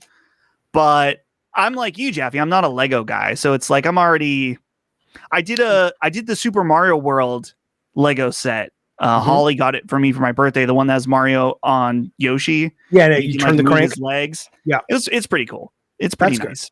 I just am at the point once I build a Lego, it's like, what do I do with this? It's just the background, right? It's just something you just throw it somewhere and then it lives there until you die. So, but I will say, I'm making a video about it all right now. But I love all of the Twisted Metal merch that they're starting to do. So they just put out these like blind boxes of like, and I got like 4 of them for a video I'm going to make. But I just, people would come in. I like it when people come in and make fun of me because they're like, you're a grown man with all that shit in your background. And I'm like, bitch, I designed like 80% of what's in my background, motherfucker. Ooh, what is that? What is that from? Some of my One Piece figures.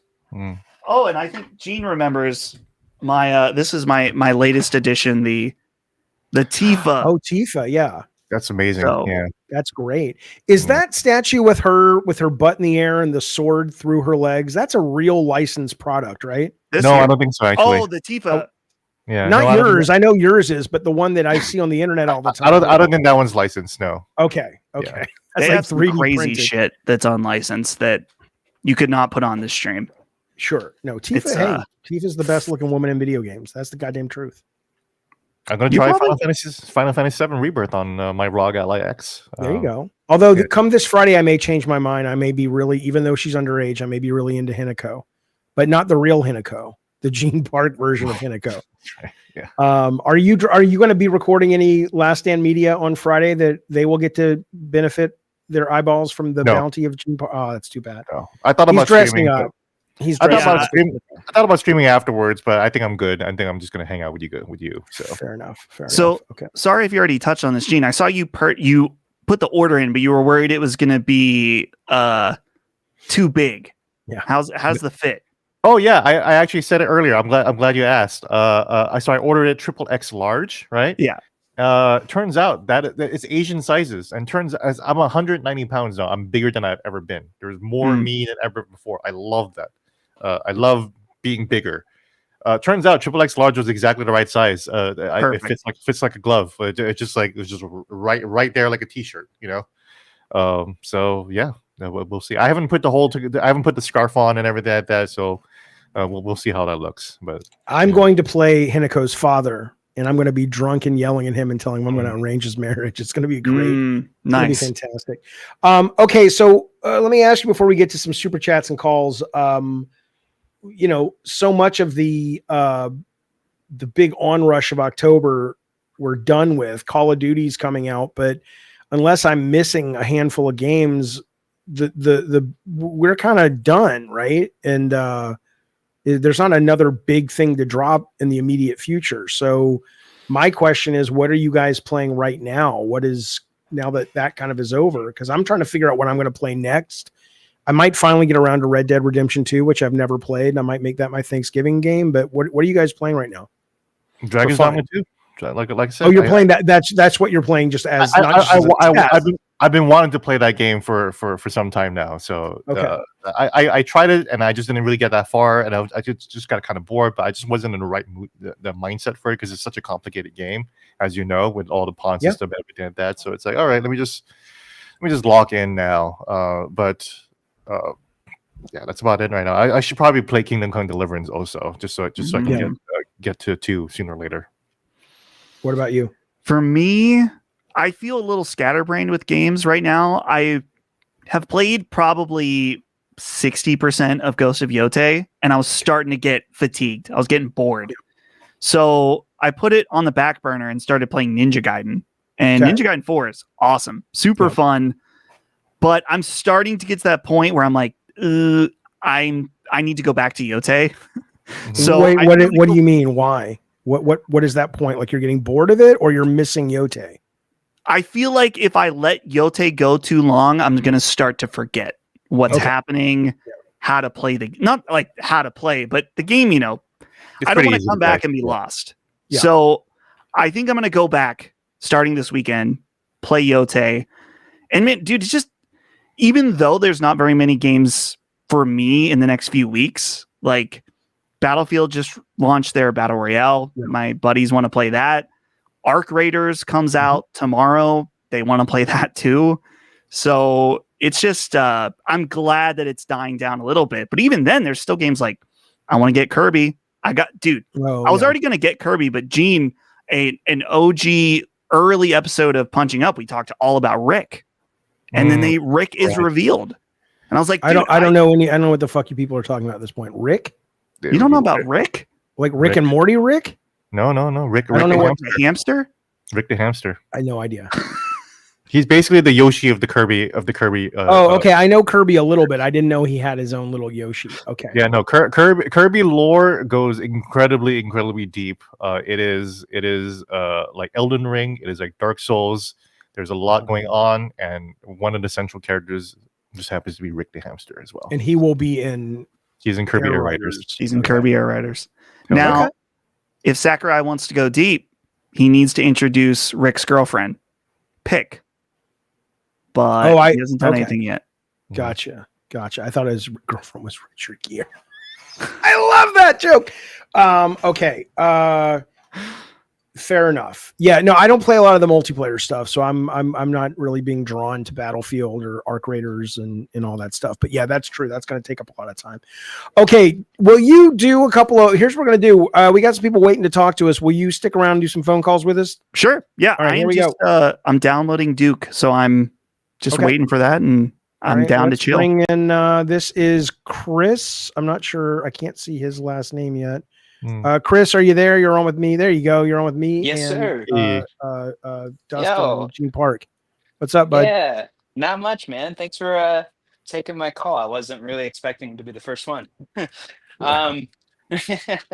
Well, firstly, I wanted to say, David Jaffe, as a fellow Alabamian that got to escape, roll tide. Fuck you, War Eagle. And number two, where did you escape to? What part of the world? I'm in Tennessee now, but I was in Michigan before. Okay. But I'm looking to move out west here soon. All right, good. I wanted to talk to you guys about, I guess, like what it means to be a dead game versus a healthy game. And reason why I feel that way is because I'm in all of your guys' chats all the time, but most of the time that like I spend time gaming, I'm mostly doing like Halo competitive stuff. So like Halo competitive tournaments and all that kind of stuff, Call of Duty tournaments. And there's like this idea that Halo is like a dead game. And it's ironic to be talking about this week after the World Championship just ended. It's like the last Halo Infinite one. But when I go to these events, I went to the Charlotte one just this month, the same month as the big one in Seattle. And I'm surrounded by like people who had to spend at least $1,000 to fly in, book a hotel, Airbnb, or whatever it is, and commit a weekend. Most of them, I mean, 90% of them are like in their late 20s, 30s. Okay. So they're like, it made me think of like, how can Halo be dead or even be interpreted as dead when there's, you know, maybe 1,000 people die hard that's willing to do that? That's a lot of people. And you have to imagine that that scales with people paying for like the online stuff. I don't know. I just curious for your thoughts of like how that makes sense. Gene for sure would have something more. I mean, I'll give you my thoughts, but Gene, you probably are in a better position to speak to Halo. I don't know, Dustin, about your relationship with it. Yeah, Halo's not dead. It's just it's one of the most landmark IPs of video game history. You know, I think I said on Spawncast actually on Saturday that I think literally the most exciting time I've ever had being a participant in gaming culture was the launch of Halo 2 and 3. Like just that 1-2 punch of releases from Xbox One to Xbox 360. Like you just felt the energy. This was our Star Wars moment for sure. This was our Lord of the Rings moment. This came out shortly after the Lord of the Rings movies came out too. So, you know, sports networks, sports leagues were complaining that viewership was going down because of Halo. That's how big Halo is. So it's not dead. It's just been in slumber for the past several years, mostly because we just don't have a good game to really attach ourselves to. Halo Infinite kind of is that, right? But you know, I think as a community, I think we're all still waiting for the next big project that we can all kind of rally around. But you know, I was just talking about how much I want to play Halo. I'm such the Halo campaign Evolve, as mixed as I feel about it. You know, I love Halo. Halo is like a top 10. Halo 1 in particular is a top 10 favorite game of mine. And Halo is one of my favorite franchises of all time. I even like the bad games, except Halo 5. Don't like Halo 5. Yeah. But yeah. Dustin, what do you think? Yeah, no, sorry. Oh, no, good. I was just gonna ask, like, it's not necessarily just of Halo, because I see the commentary on like all sorts of games, and like I hear you that like during Halo 3 and the Halo 2 peak, I mean that's when I first got into the MLG side of like watching Walshy on USA and ESPN, getting those like clips and stuff. And I don't know, it just like nowadays it feels like part of it is just everyone's miserable on the internet, but it seems like if the game isn't the monoculture or isn't able to like to get into the monoculture, the little that there is of it now, then it's immediately interpreted as like by the masses as a dead game. And there's like all sorts of other online multiplayer games that probably fit that box other than Halo, because I imagine, Dustin, you're probably not playing Halo Infinite multiplayer 8s often. No, but I understand what you mean by like I totally agree that the dead game sentiment gets thrown out a lot, and you saw this in particular a few years back. And I think we talked about this on Sacred, like particularly with Sea of Thieves. People would throw around that Sea of Thieves was a dead game or something, and then you look at the player numbers, and it's like, oh, actually, this is one of Microsoft's most successful multiplayer games.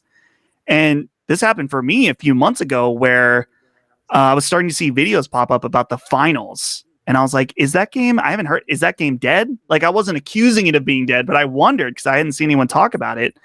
And then when I checked it out, I was like, okay, so it's not huge, but the player numbers are very healthy, sustainable, I would assume, for Embark.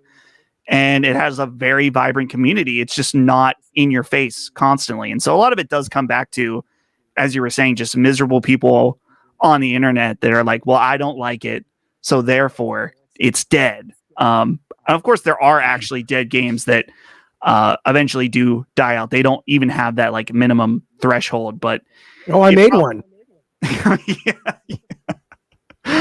Jaffe, I remember playing it at PSX one year, and I thought, this is interesting. It was interesting. It was pretty cool. Is Drawn to Death back on PS5? No.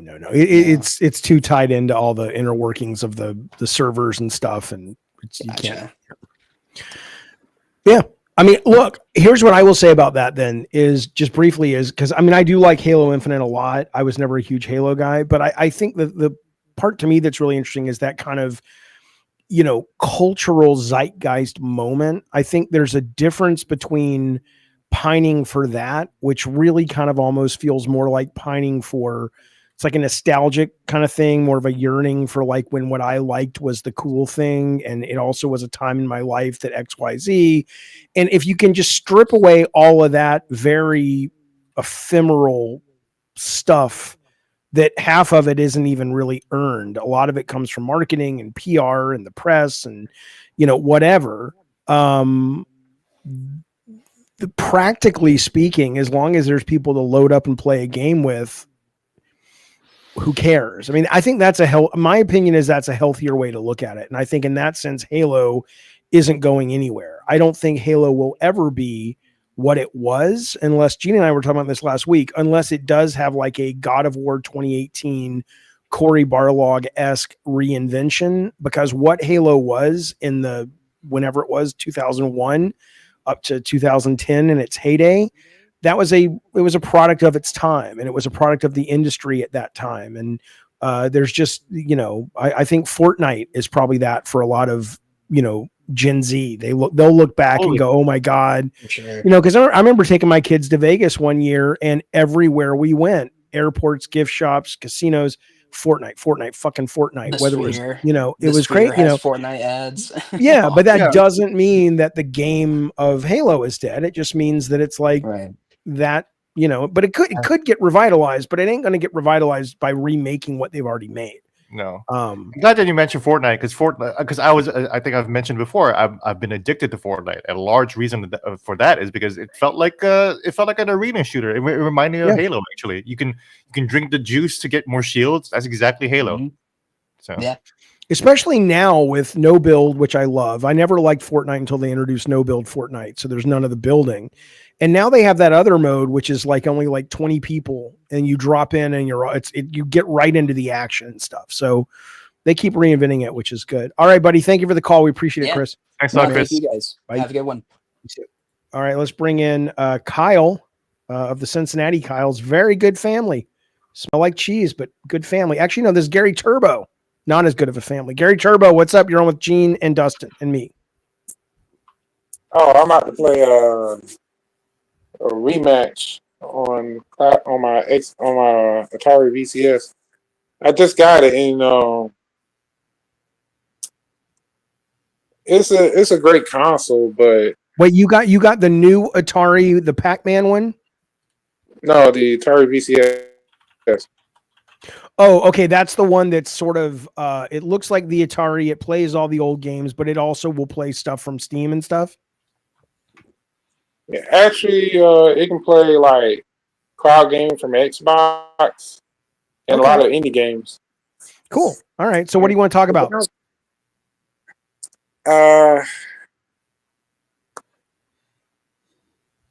Well, Gary, I was going Gary, I need you in Monday for drug testing. Okay, Monday morning, 9 a.m. Deal? cool. You.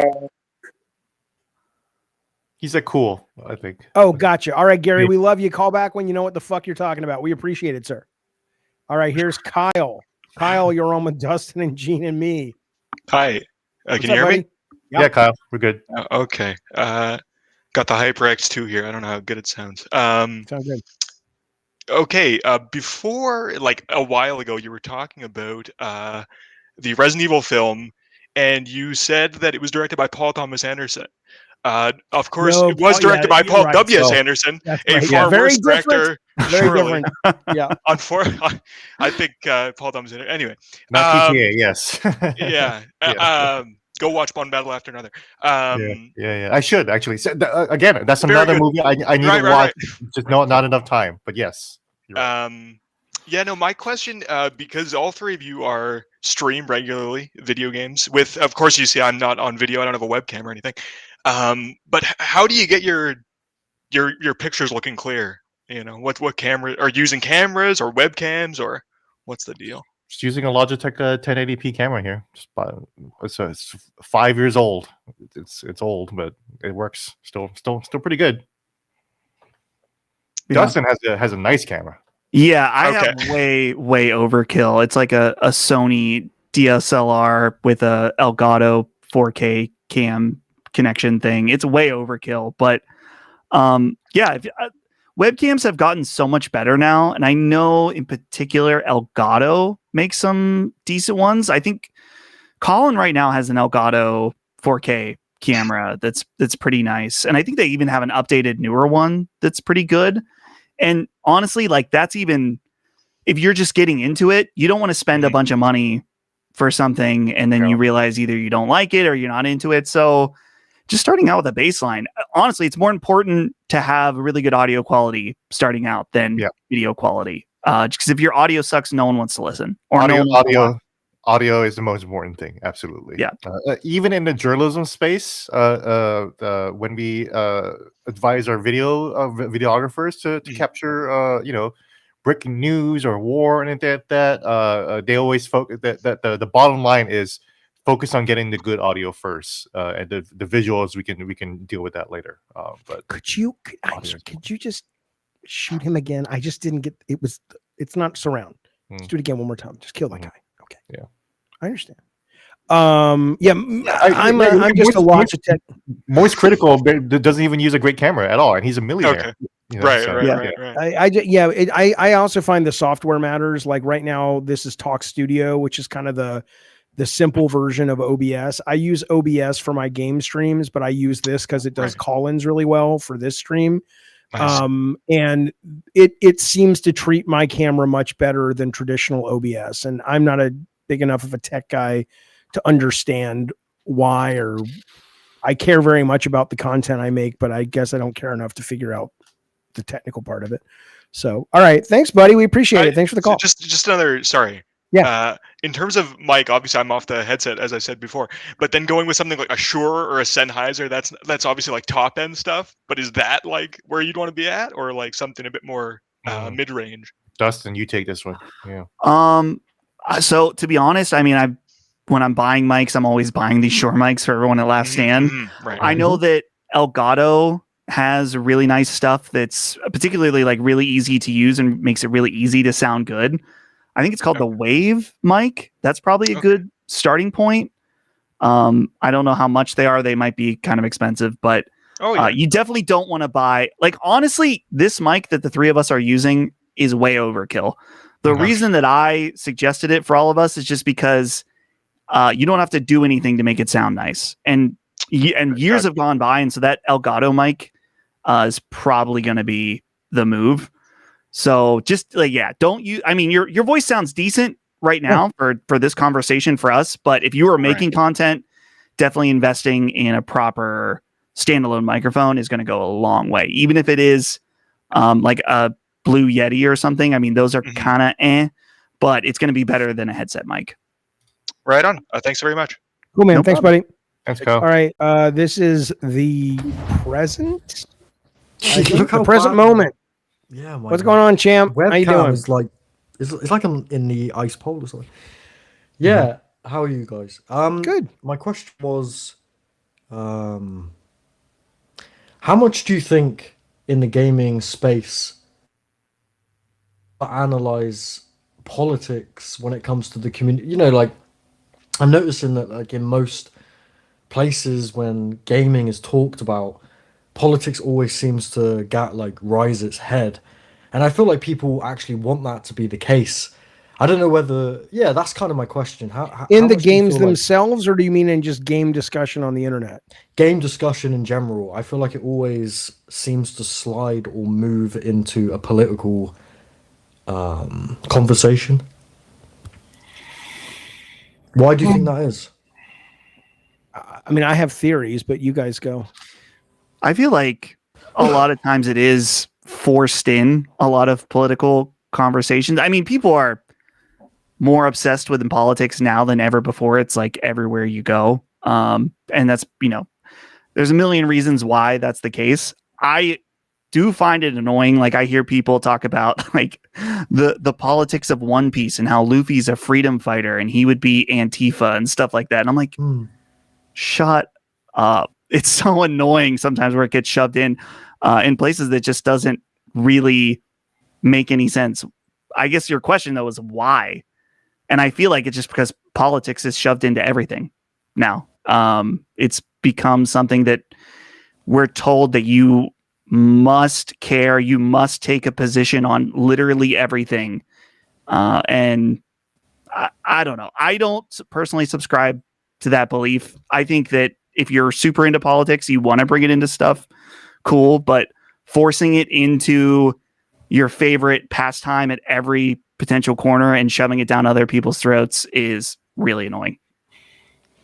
Yeah. I would say though that it kind of goes whether or not you've got.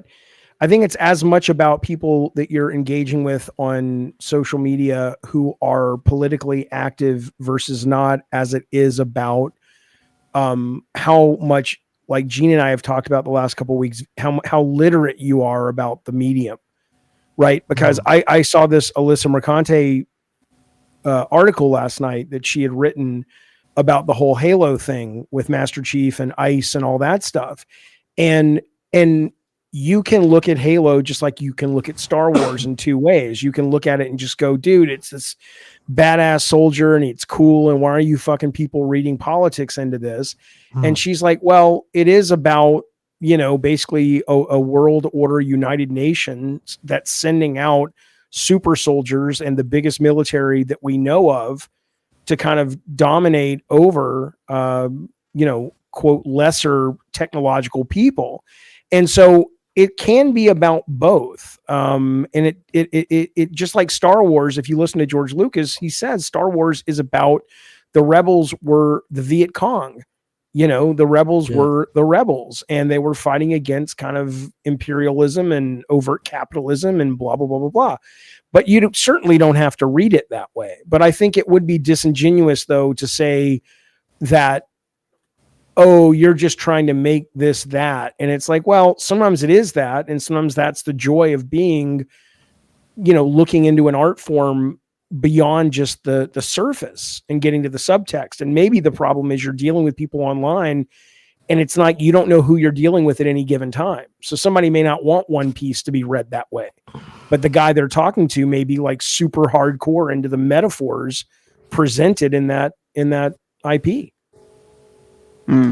Yeah, I think one thing that comes to mind for me is, and I think with Last Stand, I think it made the best move moving out of, obviously because Colin was doing political content before he did Last Stand. And you look at Kind of Funny in the way that they kind of, you don't have to say anything to what I'm going to say, but like you look at how Kind of Funny was like forcefully to their audience saying, like you have to vote for this or you have to vote for that. And I think Colin consciously came to the conclusion, from what it looks like to me, that he doesn't want to discriminate or push that type of ideology onto something that's supposed to be about fun, and it's supposed to be about most of the audience are probably listening to your content to let go of the real world. And yeah, so I just find it interesting, like Dustin was saying, that it just seems to seep itself into every facet, no matter what it is. And Yeah, I would say there is an element, and I agree with Jaffe that like there is political stuff in games, and there's definitely metaphors to be looked into. Of course, the famous example is BioShock, where it's like super political game with lots of political ideas and thoughts, and it's absolutely worth looking into. And bringing up like what Last Stand believes about that, it's like we're gonna talk about and debate and have great discussions about that when it is appropriate and makes sense. But when it comes to, and we'll talk about real world politics, we do quite regularly on Sacred Symbols when it relates to the topics. I mean, the video game industry, as everyone knows, is the biggest entertainment industry in the world. Of course, politics is going to come into it, but deciding to alienate your audience or large portions of your audience, being like, oh, well, if you don't think the same way as us, we don't want you here, is, I mean, quite frankly, it's a really stupid business decision. Yeah. But it's also just not a way. It's not a way I want to interact. Like on a personal level, and everyone's different about this. It's like I have political beliefs, but I don't care enough about it to make it like Dustin is known for thinking this, this, and this. Yes. And everyone can have their different levels with that. I just would hope that eventually we would get to a point that people would realize and know that's like, hey, people have different political thoughts and ideas, and we can agree to disagree. But unfortunately, it seems like we are running in the opposite direction as a culture to become. Well, it's divided. hard because we are being conditioned to think like to go. You and I have a different question on this policy. Is kind of the traditional way of going. Agree to disagree.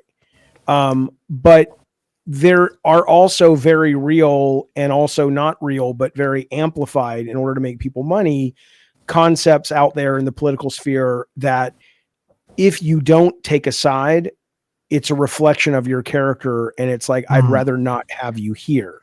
That's and me. I'm not saying that's right. That's wrong. Right. Depends on the subject, but that may also be one of the reasons that it's not, Dustin, like you're saying, it should just be agree to disagree. It hasn't been presented as much of an option lately, right? Because if you disagree, you now, do I think some people who support certain people deserve to be called Nazis? Fuck yeah. But do I think most people that voted for Trump would want to wear a swastika and kill Jews and trans people? Probably not so much. Right. So I think there's a level in culture too where it's like in the advent of social media, everyone's it feels like there's an inflated feeling of self on like what one person can do. yeah, That makes sense. And I'm not saying it's like, okay, like pure nihilist, like nothing matters. No one, what's the point of having any beliefs? I'm not like that. But at the same time, that's true. yeah, it's like it gets to a point where I'm like, what's the point? Like, what do you want me to do about it? You know, like why would you hate me for something that I think, when it's like, I don't know, maybe it's just from a perspective too, where it's like, I care about political stuff, but I care way more about the people that I interact with and the people that are my friends and the people I love, that it's just like, in the context of that, it does not matter to me at all. And it doesn't matter for my content That's so either. interesting. Gene, you've got to have something to say about this, right? I mean, you're need to hear dealing with this Gene, right yeah. now. Yeah, I mean, you mentioned kind of funny being overly political, and that kind of conversation, with people that large, it makes people think that this is what games journalists need to do. For example, and IGN had that whole letter about Palestine a couple years ago. Right. That's just not something like a journalist organization would do. The Washington Post would never do that. Although, of course, there's a lot of hypocrisy in the mainstream media because we endorse presidential candidates, blah, blah, blah. Although the Washington Post did stop just before the election last year, famously enough. I kind of agree with both people. Again, this is why people call me a fence sitter. It's because I can't really espouse on something, because when you ask me to say something like for example, there's a clip. Colin pulled a clip out during the election of Constellation, our conversational podcast, and this was about the election this time, right? And then Colin was kind of started by saying, like we're not here to tell you who to vote for. You should vote for whoever you want, but you should vote. He's encouraging the act of voting, but he's not telling us who to vote for. And then there's a clip of me, nodding like this, right? And then people take that as, look at Gene, like the kowtowing to the fascists or whatever like that. And it's what the fuck am I supposed to say? Am I supposed to say, no, Colin, you are wrong. You must vote for Trump, actually, or something like that. Right. I Yeah, can't it's weird. say that. It's like you guys. It's like, in a way, you guys have this pressure. It's not. It's whether you see the pressure or not, or even give into it. Oh, I see But it and like the feel it every audience day, always man. has this pressure on you guys. I've noticed. Like, yeah, but what do you actually mean? It's like, I don't really mean. I'm just talking about video games, Doesn't matter guys. what the fuck doesn't matter what I actually think. To Dustin's point, what the fuck can I actually do politically? Although you can't be including me in that. I wear everything on my fucking sleeve. You're very open and honest about it. You're not like But I can afford to be, which is a ridiculous type of privilege. Yeah. I mean, think about that. I financially can afford to tell you what I think. How ridiculous is that? But that's the truth. Here's where we are. It's a weird position to be in, and I'm sure this has happened to Gene, and maybe less so Jaffe, since, as you were saying, that you're able to just say and do whatever you want. And it's not that I feel restrained, but it's funny when you see, it's like, it's not a secret probably from hearing me talk. It's like, oh, Dustin leans conservative. And then it's like, oh, people make assumptions about every belief possible for me. It's like, oh, he bows at the feet of Trump and he does this. And it's like, no, absolutely not. It's like, politics, to me at least, should be extremely dynamic in terms of like individual beliefs. And it's like, I've never once subscribed to everything on any party or political spectrum ever. But unfortunately, as I was saying earlier, with the political landscape and social media now, it's like, if you are even slightly in this camp, then I'm going to choose to believe you subscribe to every aspect of it. And it's like, no, it's just not. People are way more complex than that. The last thing I will say, though, is because you mentioned this idea of playing games to escape. It's only happened to me in the last 3 to 5 months. And I think you've seen it if you watch this channel a lot, reflected in the kind of content we're doing on this channel. But somewhere along the lines, I finally got my head around the fact that I can have and be passionate and express myself. But I also should respect the fact that when people come here and I'm advertising it as a game-centric thing, I have a responsibility, if they're going to spend their time coming to hang out with us, that's what they're there for. And it doesn't mean I pull my punches on Twitter. It doesn't mean I can't do a stream on a different channel where I'm totally trans rights or human rights and this, that, and the other. But that's not why people are here. And I should respect people's time more that come to something that I've advertised as something and not give them something else. And so I do hear that point that you bring up. And can I say one last thing, actually? One thing, like, I don't necessarily, from the things that I've heard, at least politically, from you, like Jaffe, like, I don't necessarily agree with everything that you say. But one thing I love about you is your earnestness. It's not coming from anything else, but you actually believe it. And I think in some respects, it's kind of rare. But again, you're not wrong. But I can afford to be honest. Yeah. That's disgusting. Exactly. I can't. Yeah, it is. Right. Gene can't. What a know ridiculous world that we are all sharing. I am a recovering cancer patient. I need my insurance. I need this job. I'm not going to risk it by telling Colin that he's wrong about about voting for whoever you want. Right. It's ridiculous. Yeah, Although he is. The smartest thing you can do if you don't know anything about politics is stay home. That's what I would say. Doesn't mean you're not wanted, but why would you vote if you... Anyway, point is, we appreciate the call. Thank you, buddy. Yeah. All right, See you thanks so much, later, guys. man. Yeah, See you later. Yeah, clean your screen. Yeah, it's so easy to get me started. You got to be careful. All right, Sean Moore, last call of the day. You look more like Alan Moore, buddy. What's going on? Yeah, no kidding. Wow. Hello, how's it going? Good. How are you? I'm doing fine. No, I was just listening to you guys. I think you guys should try to bring constellations back. Oh, geez. Why? here It's they not start that's out of my again. pay grade, baby. I got nothing to do with that.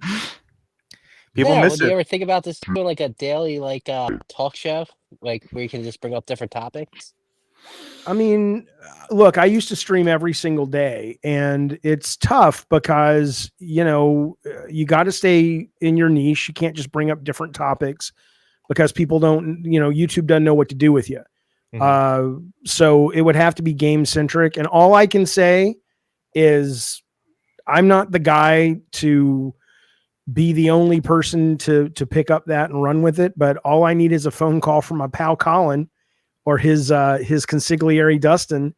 And it's like, hey, we want to do a streaming channel that runs from 9 to 5. And we have 4 or 5 shows every day. I'll help with that in a heartbeat. But that's not for me to, I couldn't take that burden on by myself. I don't have the business chops for that. I got you. Yeah. All right, buddy. Thanks for the call. We appreciate it. Thanks a lot, Sean. All right, let's get these super chats in. Thank you guys for all your generosity. K-Nub says Gene got an F on his hat because Gene likes to fuck. I don't know.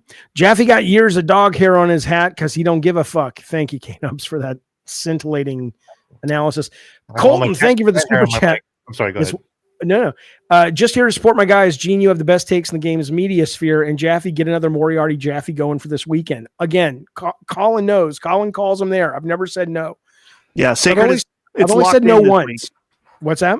It's already been recorded this week, but I'm sure he'd be down in the future. Well, I never want to push stuff on you guys. When you guys know when you want me, call me. I'm there. Serious question, says K-Nubs. What happens when we get arthritis in our hands and can't game anymore? Are you banking on brain implants? I'm starting to get something. I don't know if it's gout or arthritis in this hand.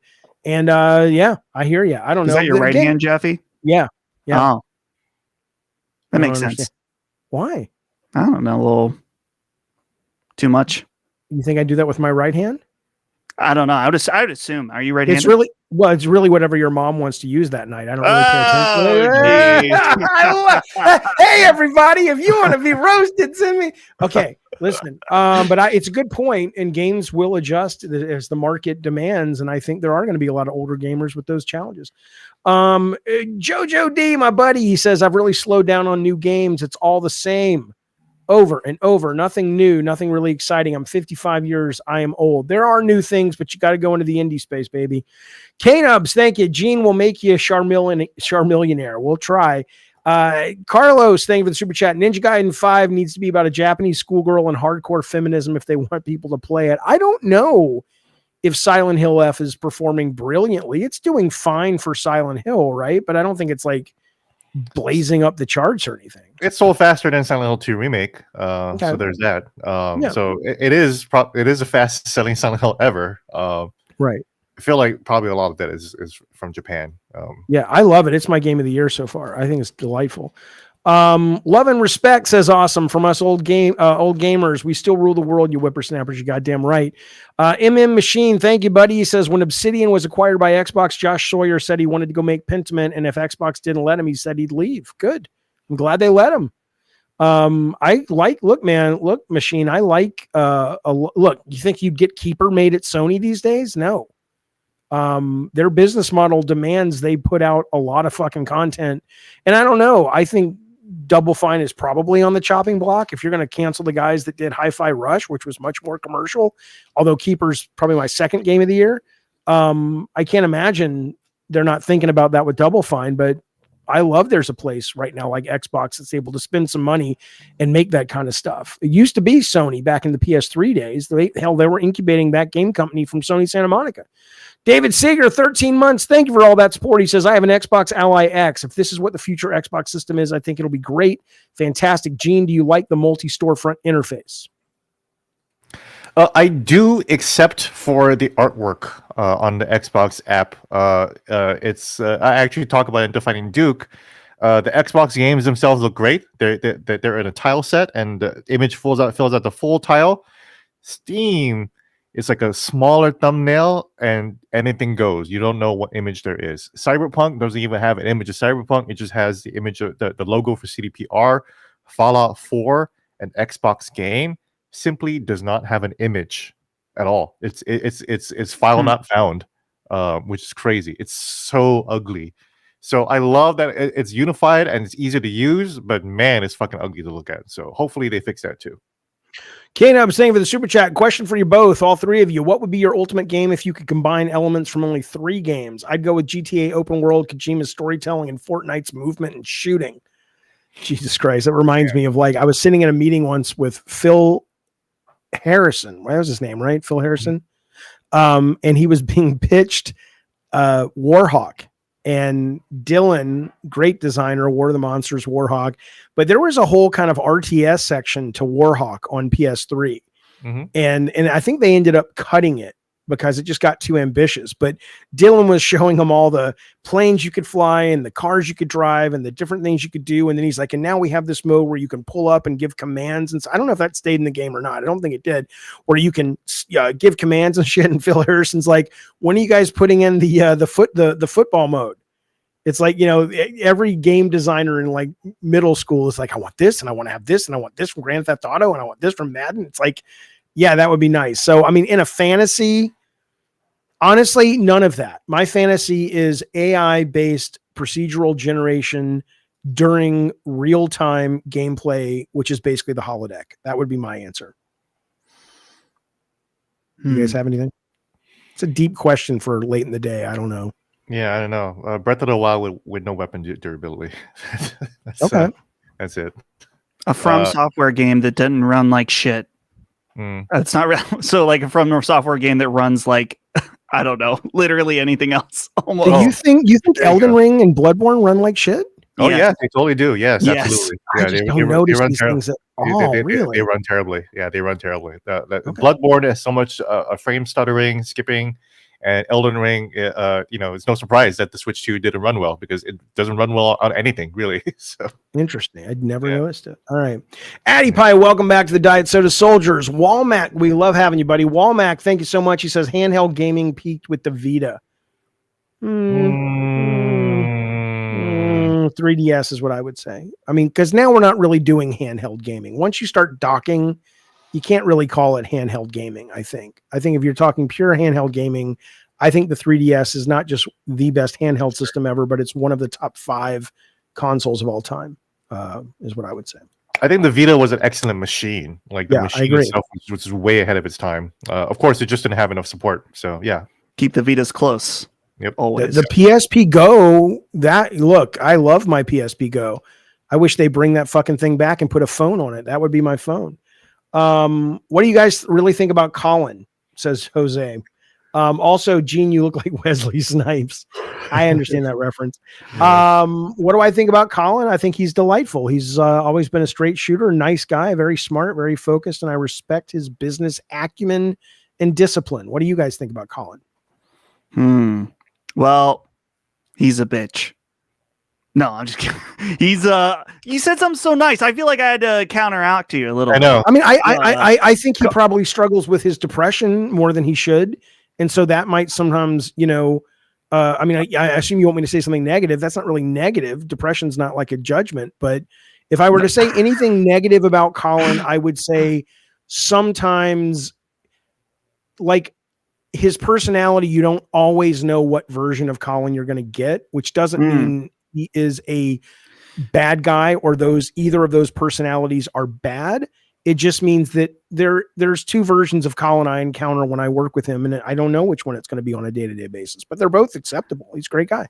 What I'll say about Colin is that he is a deeply loyal, not only employer, but friend, who will go to bat for you any day and make sure you're taken care of. And I will always owe him for my entire life a huge amount of debt for taking a chance on me. So that's my nice thing to say. So I'm going to go back and say once again, he's a bitch.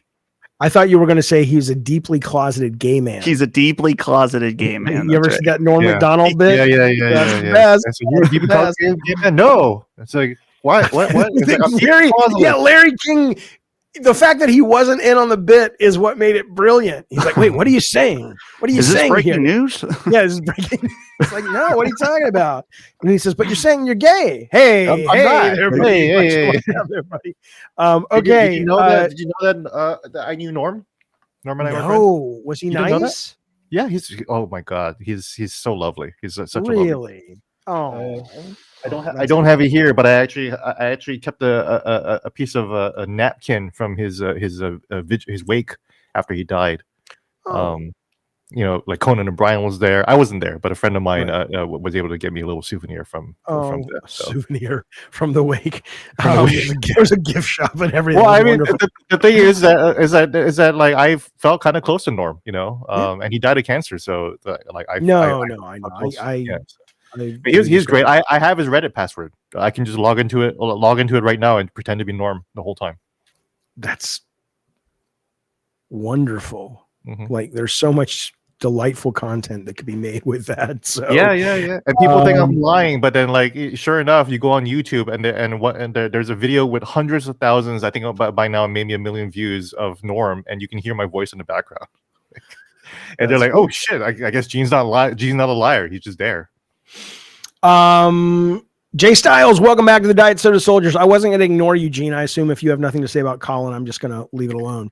Colin is a great guy, great friend. I think a lot of people misjudge him based on a bunch of stupid shit that he might have said at one point or another. But it's ridiculous to judge a whole person as somebody who goes through that myself. So I think I am finally over feeding trolls though, because so much of that is that. Like I used to respond to everything, and every comment that was bitchy got my dander up, and I would just and something happened again the last couple months. I just don't care anymore. Like I'm like, that's bait. I don't give a fuck. I'm learning to not care.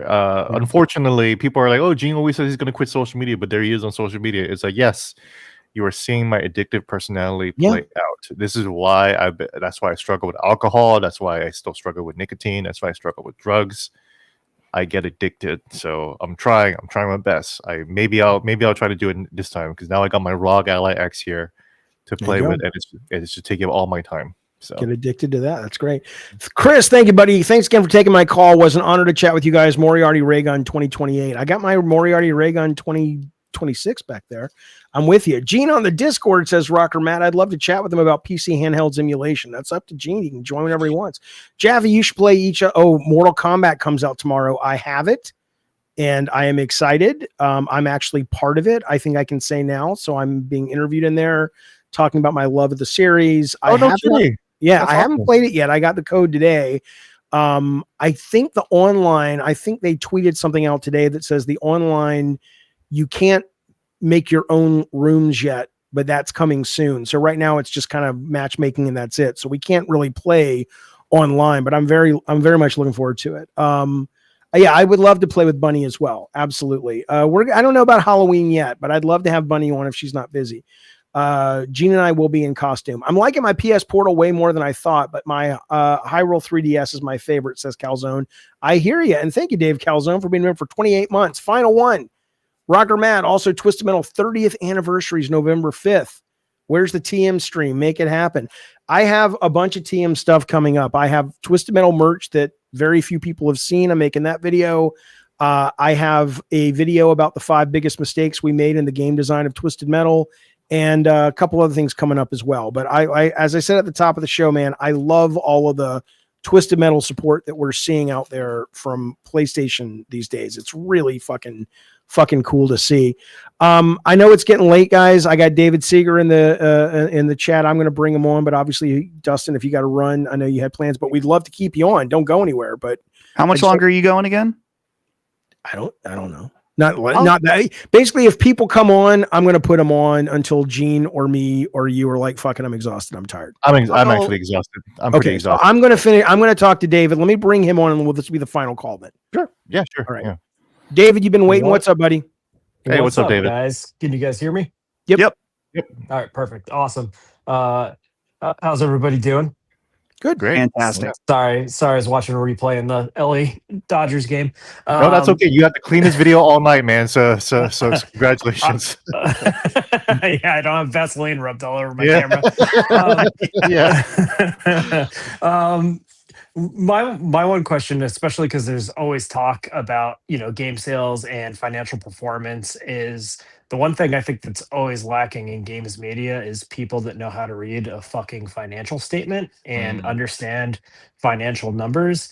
And I guess, is there like a need for that? And is that kind of like an underserviced like demographic, you think, in reporting? Because not to use just a recent example, Dustin, because I know on Sacred, you and Colin kind of talked about Remedy and their financial statements.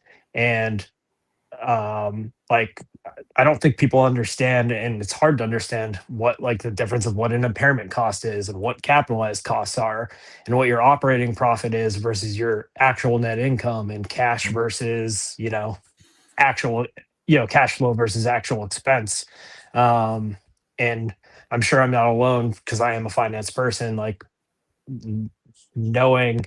And I think Colin, to your to Last End's credit, Colin does a really good job compared to media in general talking about financial statements, but it's still pretty low level, and it just blows my mind that there's no service that really talks about financial performance for publishers or developers, in games media anywhere. Mm-hmm. Yeah, absolutely. I mean, Colin is really good at that, and I'm glad that he is, because I certainly am not at all. But it's great because he can kind of read over those things and kind of put it in a way that we can have a great conversation about it. And it's definitely important. It's not maybe important for every creator or all types of content out there.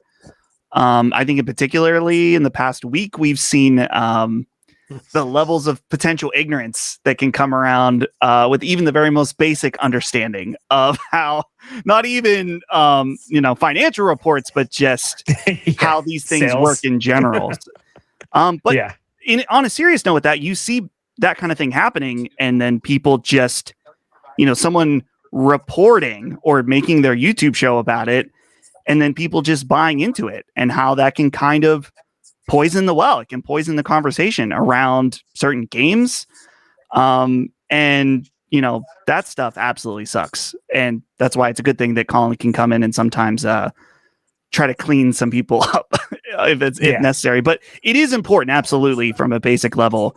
And I'm glad that Colin is really good at it, because I'm not. I mean, are you thinking of getting into that space? Because I'm sure there's a need. Like, if you look at what Hogue does, I'm sure there is a need for somebody that can communicate to the masses that stuff. But I would say it's not the number of people who get the wrong idea about this quarter's financials from this company. I would argue the vast majority of them, it's not about the fact that the data isn't out there in a relatively clear way.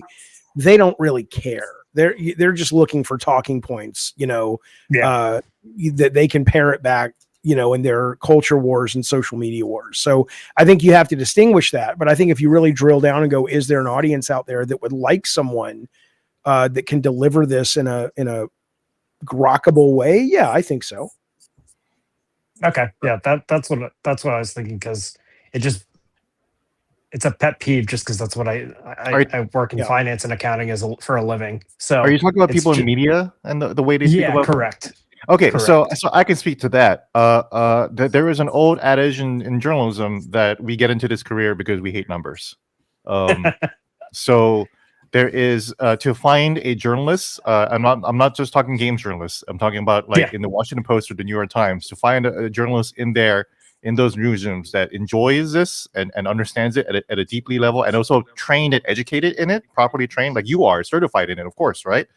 it'll be much rarer. I think that's a mistake. Obviously, I'm one of those people. You know, I'm so bad at math. You know, but that's a mistake in the industry to kind of so I know that a lot of journalism groups have been trying to encourage that kind of journalism, but it's hard to find, and again, like if that's hard to find in like the mainstream journalism space, you're just not going to find in the games journalism space, period.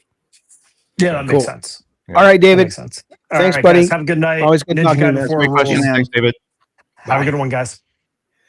Well, that's the show, fellas. Dustin, thank you so much for being part of it with us tonight and coming on and sharing your audience with us. We appreciate it. Yeah, no problem. Thanks for having me on. It's nice to talk to you guys. Of course, you know, people bring up Constellation anytime they can. So, but it was nice being able to see you guys on Constellation when we had it. Now we don't have that. So we got to make the time when we can. Jaffe, I have a question for you. I've been meaning to ask you.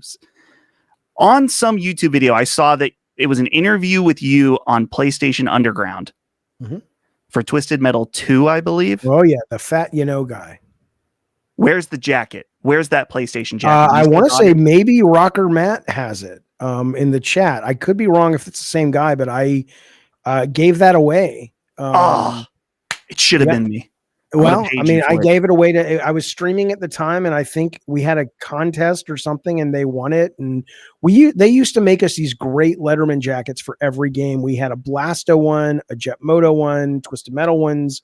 It's not Rocker Man, okay, but it's somebody got it. But yeah, no, I gave it away. If I'm doing some fall cleaning this weekend. If I find another one, I'll let you know. Because holy shit, when I saw that clip, I was like, holy shit. First of all, Jaffe. Second, I was like, that jacket, that vintage, like real rare boutique PlayStation stuff. Yeah. So cool. Love it. Yeah. Excellent. Well, I found this too when I was cleaning. Look at the prototype Mr. Grimm Twisted Metal Black action figure. Whoa. That we never even put into production. So I'm going to put that. Yeah, it's really, there's so many things that I had. Some of it I kept, but there was a bottle of wine that all of us got for 10 million PS1s being sold. And I kept that in my garage for over a decade. And I don't know where the fuck it went now. So, but anyway. All right, Dustin. Thank you, buddy. We'll see you soon. See you later. All right, man. Yeah, Dustin. That was nice. Nice to see Dustin on the show. Yeah. I've noticed that he's been having a lot of eye contact with the camera lately, which is well, maybe he stopped taking the Tylenol because maybe it's the autism. There you go. Yeah, but it feels like it's an offshoot of his YouTuber arc right now because he's he's doing a lot of YouTube. That's true. Yeah. Friday, Gene, 3:00, the Halloween stream. We will both be dressed up as delightful video game characters. We will be talking about games, horror, who the fuck knows. But thank you so much for watching the show. I'll let Gene close it out, but I will say thank you. I'm looking forward to seeing you back here on Friday. Subscribe, like, consider super chats, membership, subscriptions, all that stuff. It keeps the show going.